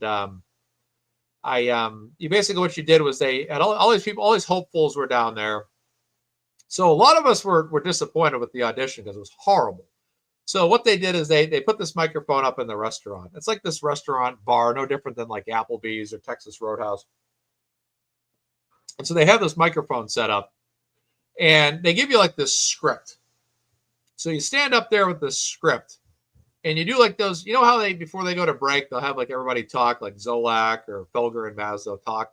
Then they'll have the guy being like, if you're watching 98.5 The Sports Hub, today you're listening to our network, and the Patriots have just announced that they have added such and such to the injured reserve for the rest of the season. Yes, Antonio Gibson will not play for the rest of the season after medical diagnosis.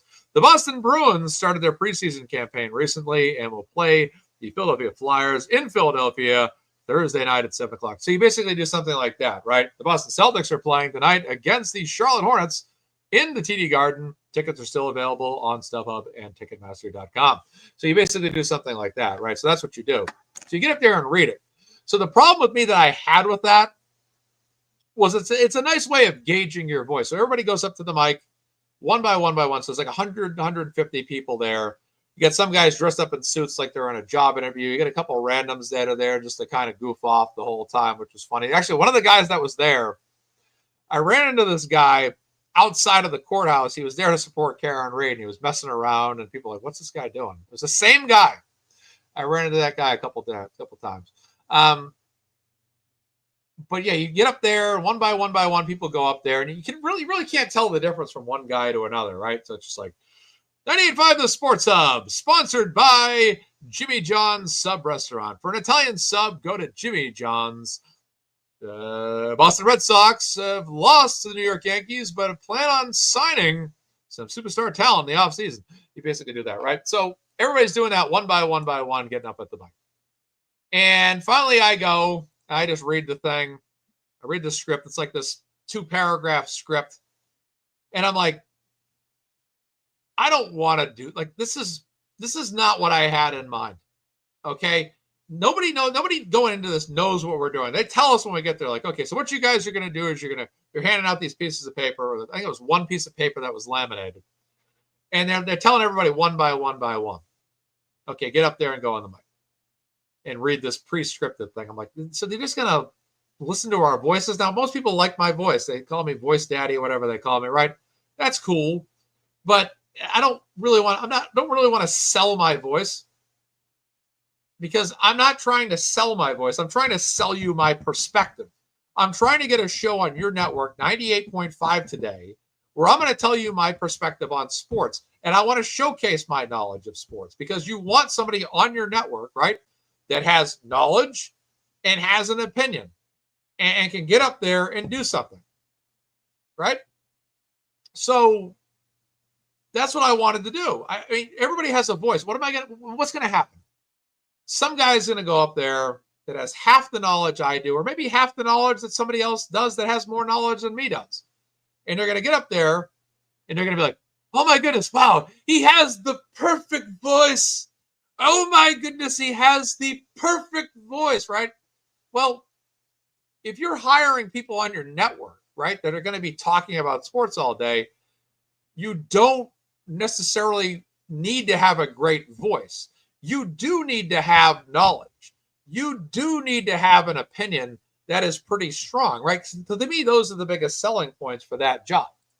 So if you're going to get up there and start being like, oh, yes, blah, blah, blah. Oh, my goodness, he can read the scripts. That's incredible. He can read the scripts. To me, that's not going to make you last if you're on Felger and Maz, if you're on these other shows, Tom Curran's show, Quick Slants. It's not going to sell you.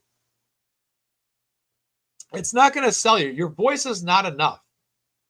You have to have knowledge. So again, some guy could get up there and just talk and be like, wow, we love this. They recorded our voices. And allegedly they went back and picked one winner. And that one winner got like a trial job or some kind of temporary job for it all. So I never got a call from anybody.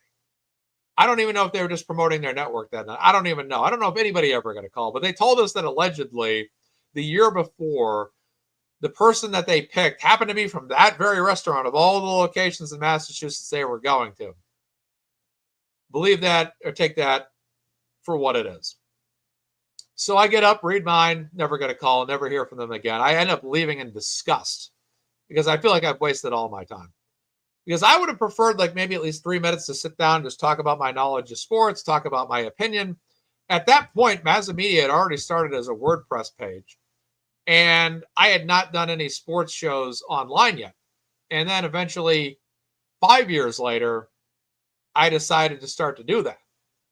And started to do my own. I'm like, I'm going to start doing a YouTube show. Like I was just going to do a Super Bowl preview of the Patriots and Rams, the Super Bowl 53 with my buddies and my cousin. We did.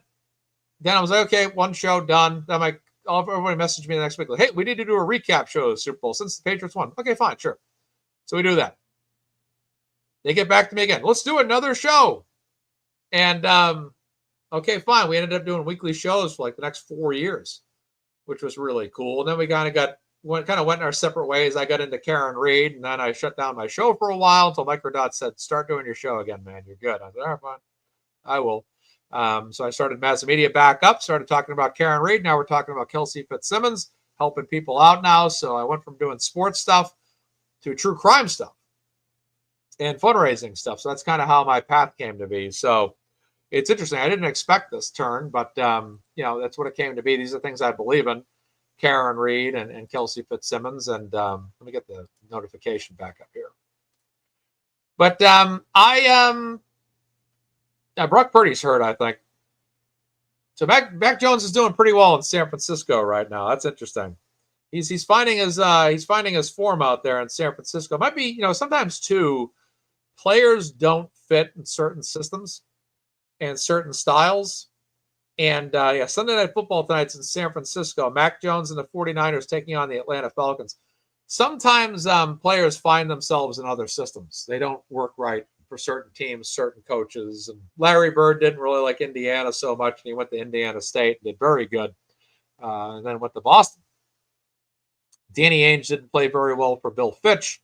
Ended up doing very well for Casey Jones as a Boston Celtic. But yeah, the Patriots got a lot of great stuff looking ahead here. They got the right coach, the right team. Defense has been good. Defense has been very good, very strong, playing very well. They like I said, they gave up some points early today. They gave up a field goal, then a touchdown, then another field goal. Then they just shut the Titans down the rest of the game. It was just once they got the fix on what that offense was doing, they shut them down entirely. And the defense is fantastic. If the defense is strong, the offense only needs to perform. There's no reason. I'll say this. The Patriots should be able to make the playoffs this year without question. They should be able to win at least one playoff game this year at minimum. I mean, it's not far-fetched at all that they can win at least one playoff game. So it's not out of the realm of possibility whatsoever. So they got a lot to do. But I think they got a favorable schedule. They won 3 games on the road now.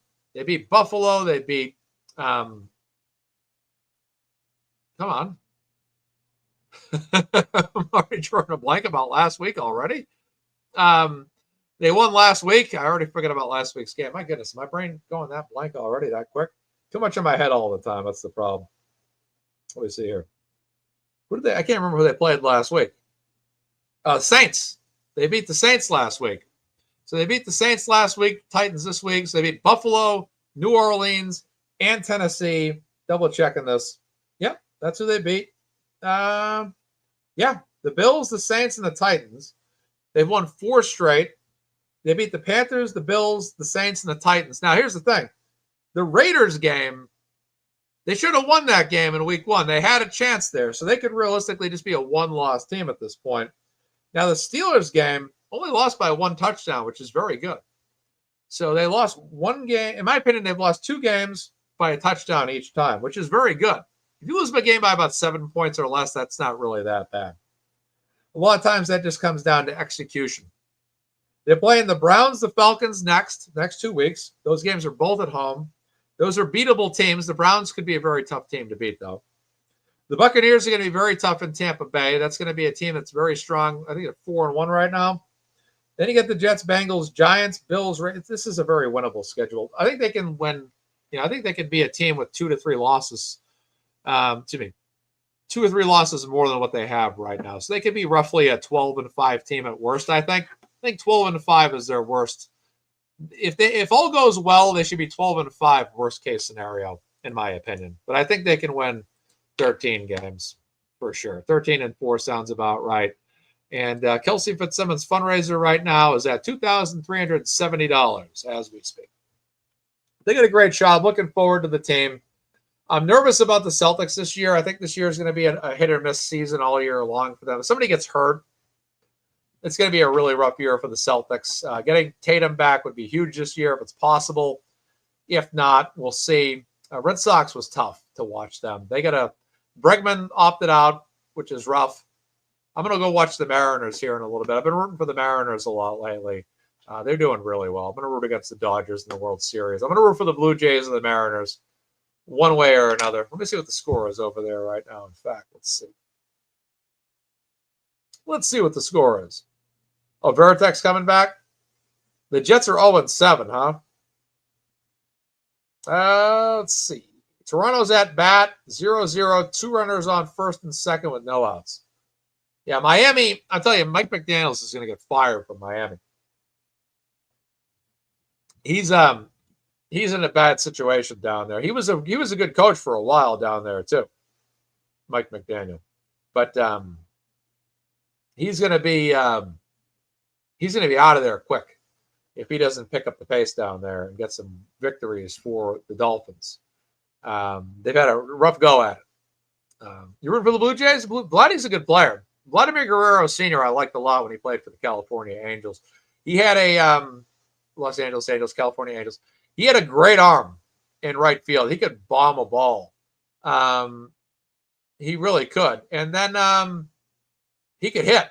I mean, he could hit. He was a great player. People forget how great Vladimir Guerrero was for the Angels back in the 2000s. His son's very good for Toronto as well right now. Great father-son duo, like Griffey's were. Ken Griffey Jr. and Ken Griffey Sr., who played together, by the way. But, yeah, it'll be interesting. The Bruins, I'm hoping the Bruins can do big things. The Bruins have been tough. It's been tough being a Bruins fan the last 17 years because since 2007, 2008, they've probably had about 6 or 7 teams that legitimately could have contended for a Stanley Cup. And legitimately, if they played properly, won those Stanley Cups. But they've only won 1, which is rough. It's rough to see. They could have, they really, that 2 or 3 years ago when they had all those wins, the 2 goaltenders, I thought they were going all the way, and they got beat by the Panthers in the first round. I was like, oh my goodness. Then everyone's thinking we lost to the Panthers. Come on. And then you find out the Panthers are actually a really good team and that they go to the Stanley Cup like 3 years in a row, win it twice. Like, oh, well, I guess they were a really good team after all, But, yeah, the Bruins, I mean, I thought the Bruins, they could have beat the Blues. The Blackhawks, when they lost to the Blackhawks in 2013, the Blackhawks were really good. Yeah, I think we won 2 President's Cups as well. I think we won it the year we beat the we beat it. We won 2 recently. We won it the year we took on the St. Louis Blues, but lost. Should have won that Stanley Cup. And then they won it again the year they lost to the Panthers. Yeah, so we won it at least twice. But those were some good teams. Zdeno Chara, Patrice Bergeron, Brad Marchand, Tim Thomas, all some of my favorite players. Patrice Krejci. Krejci I like a lot. Going back to the 90s, Neely and Bork were 2 of my favorites. I used to like Sergei Samsonov and Joe Thornton quite a bit. Some of my favorite players there. Tim Thomas is my favorite goaltender ever because he was just in 2011. Tim Thomas was like Patrick Roy in the playoffs. He was just, they couldn't score on him left and right. And just beating the Vancouver Canucks was the most epic thing ever. Coming back and winning that. But I have to say Chara is my favorite player. You want to know why? Because I got in a little bit of a strife with my mother when I was a kid. I had been playing baseball, and because of the Mighty Ducks movies, I wanted to play hockey. So I got rollerblades, a roller hockey stick, and a tennis ball to fire into like an old cable box, TV box. And my mom did, and looking back, my mom was right. She goes, "You're growing too much. I can't afford to buy you hockey equipment year in and year out." She was right. I mean, she was right. I mean, that's expensive stuff. Being a hockey player is expensive, especially when you get a kid that was growing like me every year. Every couple of weeks, I was like this. One year, I put my rollerblades on. They didn't fit anymore, and they cracked. She didn't want to pay for the equipment every year. So, because I was too tall. Tall people don't play hockey. So, I ended up switching to basketball, and basketball became my favorite sport to play, and I loved it to death. So, Zdeno Chara shows up one day. I'm in my mid-20s, early 20s. I look at my mom and I say, "You told me I was too tall to play hockey. This guy's 6'9". She's like, whatever. It's too expensive." Yeah. Chara was my favorite player just because he was tall. I like Neely a lot because when I played sports, I was always that kind of player that struck a balance between being talented but also being physical. So I was a physical player on the basketball court. And I was also a skilled basketball player on the court. I was a pretty damn good shooter. All my teammates will vouch for me on that. I was a great jump shooter at every single level. Free throws, short range, 3-pointers, I could hit it all once upon a time. But Neely was kind of like that in hockey. He was like a guy who could score goals, but he could also just knock people around. And, basketball was always battling in the paint, which was fun. So I was kind of like Neely because he was kind of my personality type in terms of being, we got some more donations coming in for Kelsey. Let's load this up here. 29222. Ooh, that's a nice ad. So $2,445 for Kelsey Fitzsimmons. All right, let's add this up. Let's put this in the yeah, that's the thing too, Scott, is that, you know, I never wanted to get up excessively early for practices at like 5 a.m. in the morning. And I didn't want to have to travel a couple towns over every morning to go hit a rink up, which would have been problematic. So I found my balance in basketball, because my parents would buy me a couple new shorts when I needed it, new shirts when I needed it, new shoes, basketball shoes, you know, new basketball every so often. It worked. It worked. Total's looking good right now, folks. So yeah. So basketball worked for me. It was a good sport for me. I had a good time playing basketball. I enjoyed it. I like to watch sports. I don't watch as much baseball and hockey. Like, I don't watch the Bruins and Red Sox as much during the regular season. I kind of occasionally watch them, and then I watch them entirely during the playoffs. So once playoffs hit, every game, watching. The Bruins, the Celtics, I watch just about every game I can. Not in its entirety, though. Usually maybe half a game. Then the Patriots, I'll watch every game, start to finish. I watch every – it's only 16, 17 games. It's not that many games. It's once a week. You know, so it's not that bad. It's not like hockey and basketball where it's like 84, 86, 82 to 86 games. Or baseball, which is 162 games. Oh, I know. Yeah, I think I would have found my calling as a defenseman. You know, definitely would have worked for me, for sure. But I did pretty good in baseball. I was an outfielder in baseball. When I was 9, I was a right fielder. Then I got moved to left field when I was 10. Then I think I was center field at 11 and 12.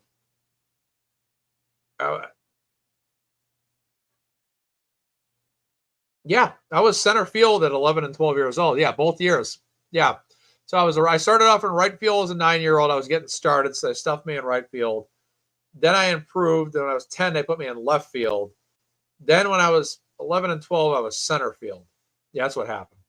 Then I stopped playing. I got interested in hockey and basketball. And then baseball was getting a little boring for me at that age. I like the kind of nonstop action sports better.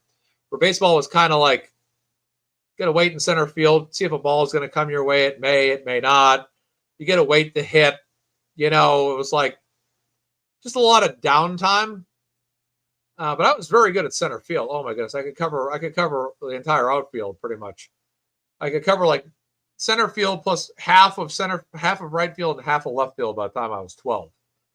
I would run all the way over and just catch pop flies, which was fun. But it wasn't enough action for me. So basketball was great. Hockey was great because there's just a constant go, go, go.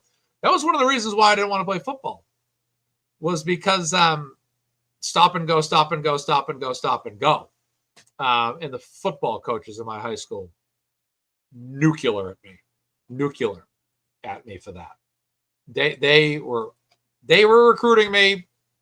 They wanted me on the team. And me and my 2 other buddies, who were both athletes, were all basketball players, all great basketball players, all great runners. They were nuclear. None of us joined. And my coach, football coach, was actually the assistant basketball coach. And the head basketball coach was the athletic director. So the football coach could do nothing. And the head coach of basketball, who was the athletic director, was like, if Mark's not playing football, that's fantastic for me, because we want Mark for the basketball season. We're not losing Mark. Yeah, he ain't gonna get a football injury. So it worked. So right at the end of my senior year, we were doing preparation for graduation. So it was like, we're out of class at that point. We're doing like those, you know, you come to the school for like a couple hours each day and you do like this ceremony walkthrough and senior plans, all this weird stuff. And me and a guy who was a guidance counselor, he was ex-football player, but he was a guidance counselor for the school. Me and him, we kind of hit it off because he liked to talk to the athletes in school. I'd run into the guy in the hallway every now and then. Me and the guy would talk. And so me and him were just casually hanging out on the football field. during one of the ceremony preparation days during my senior year before graduation. And he starts bombing me like 20, 30, 40-yard bombs across the football field. I'm going in high speed, running down catch after catch after catch. I look back across the field. The football coach was the assistant basketball. He was the JV coach for basketball and the assistant coach for varsity. He is looking at me across the field, and he's like this. Because he's seeing my ability to run 20 to 40 yards, run down deep passes, because I was a runner too, and he's just sitting there like, it's like if Randy Moss or some Gronk went to your high school and didn't play football. Okay, it's like, not that I ever would have made it to the NFL, but but it basically is like, dude, if you had played for football for me, we would have won so many more games. I'm like, I could read it. He was mad. He was mad. It was funny. It was funny. But I did like football. I love football, but I did not want to get hurt. And I did not want to get a broken ankle or a busted knee or a busted shoulder or a broken arm and miss the whole basketball season. Like, I could not have that. I could not have that happen to me because I grew up in the 90s. And in the 90s, it was a basketball decade for me. It was Michael Jordan, and the Patriots were kind of getting there with Bledsoe, went to a Super Bowl, lost, but did not want to get hurt. I was like, I'm not going to get hurt. I think if I went back in time, I probably would have played football. But at the time, basketball was the be-all, end-all for me, and I just couldn't afford to get hurt playing football. Just couldn't afford it. It would have been detrimental to me, and I would not have been able to take it. Being such a passionate basketball player, it would have mentally destroyed me. But yeah, it would have been tough to get hurt playing football and not play basketball. So that's the decision I made. But I think if I go back in time with the psychology that I have now, just looking back, my passion in basketball has kind of gone a lot down compared to then because you just get older. You get out of high school, you don't play those sports as much. I think I would have played football. I played football too. I think I would have probably played baseball too. I think I would have gone out for the baseball team as well. And, I stopped playing when I was 12 though. That's what kind of hurt me is I kind of gave up baseball when I was 12. And when I did that, by the time I got to high school, 14, 15, 16, you're kind of out of rhythm by that point. You play from age 9 to age 12. You start to get better every year, and my hitting ability was really good. I was a great contact hitter. And I think that, if I kept up with baseball a little bit longer, played beyond Little League, I would have been probably good to go, for a good baseball, decent player, probably, decent enough. Would have been nice. But I probably should have played baseball a little longer. My grandfather used to get on. My grandfather was a baseball player and football player in high school, and he was a pitcher. And he was a great football player too. Great football player. He was a freaking powerhouse back in the 30s. He was kind of like, man, you should have played baseball. Yeah, you should have kept up with that. And you're probably right. But I was always practicing basketball in the springs, getting out there, shooting around every day, and just kind of keeping my form up. So that's that. But I hope the best for the Celtics this year. I really do, but I think it's going to be a middle of the road season for them. The Bruins, hopefully some improvement. Red Sox, I'm hoping. I want to see the Red Sox get back to the World Series. I really do. I really want to see the Red Sox get back in form. Like the Bruins have had a shot in the last 7 years. Take care, Darcy. I think Darcy's just saying I'm out, or anything with the ice, I'm out. Okay. But yeah, I don't know. It would have been good to see the Red Sox get back to the World Series, but we'll see. Maybe they'll sign a couple of guys and get back to it. But that's that. All right, let's get final numbers then. Ranting and raving about sports here. I was only going to talk for like 10 minutes, but all right, our final total is going to be. Let's list this as the fundraiser total. Let me just double check. Let me refresh that page one more time. Okay. All right. It is $2,445. All right, let's put that up on the screen. Let me just make the MazzaMedia thing here. I'm going to grab a screenshot of this.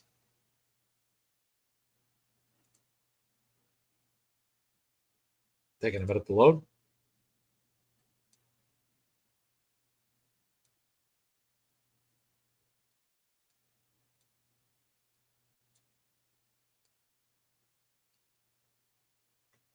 All right, got it. All right, there we go. There's our fundraiser total, ladies and gentlemen. I appreciate your time tonight. We've helped out Kelsey in a great way tonight. $2,445. That's on top of the $4,291 and the $895 that we raised for Kelsey as well. So that's a great bundle of donations there from 3 fundraisers. That's fantastic. Fantastic news. Great job, guys.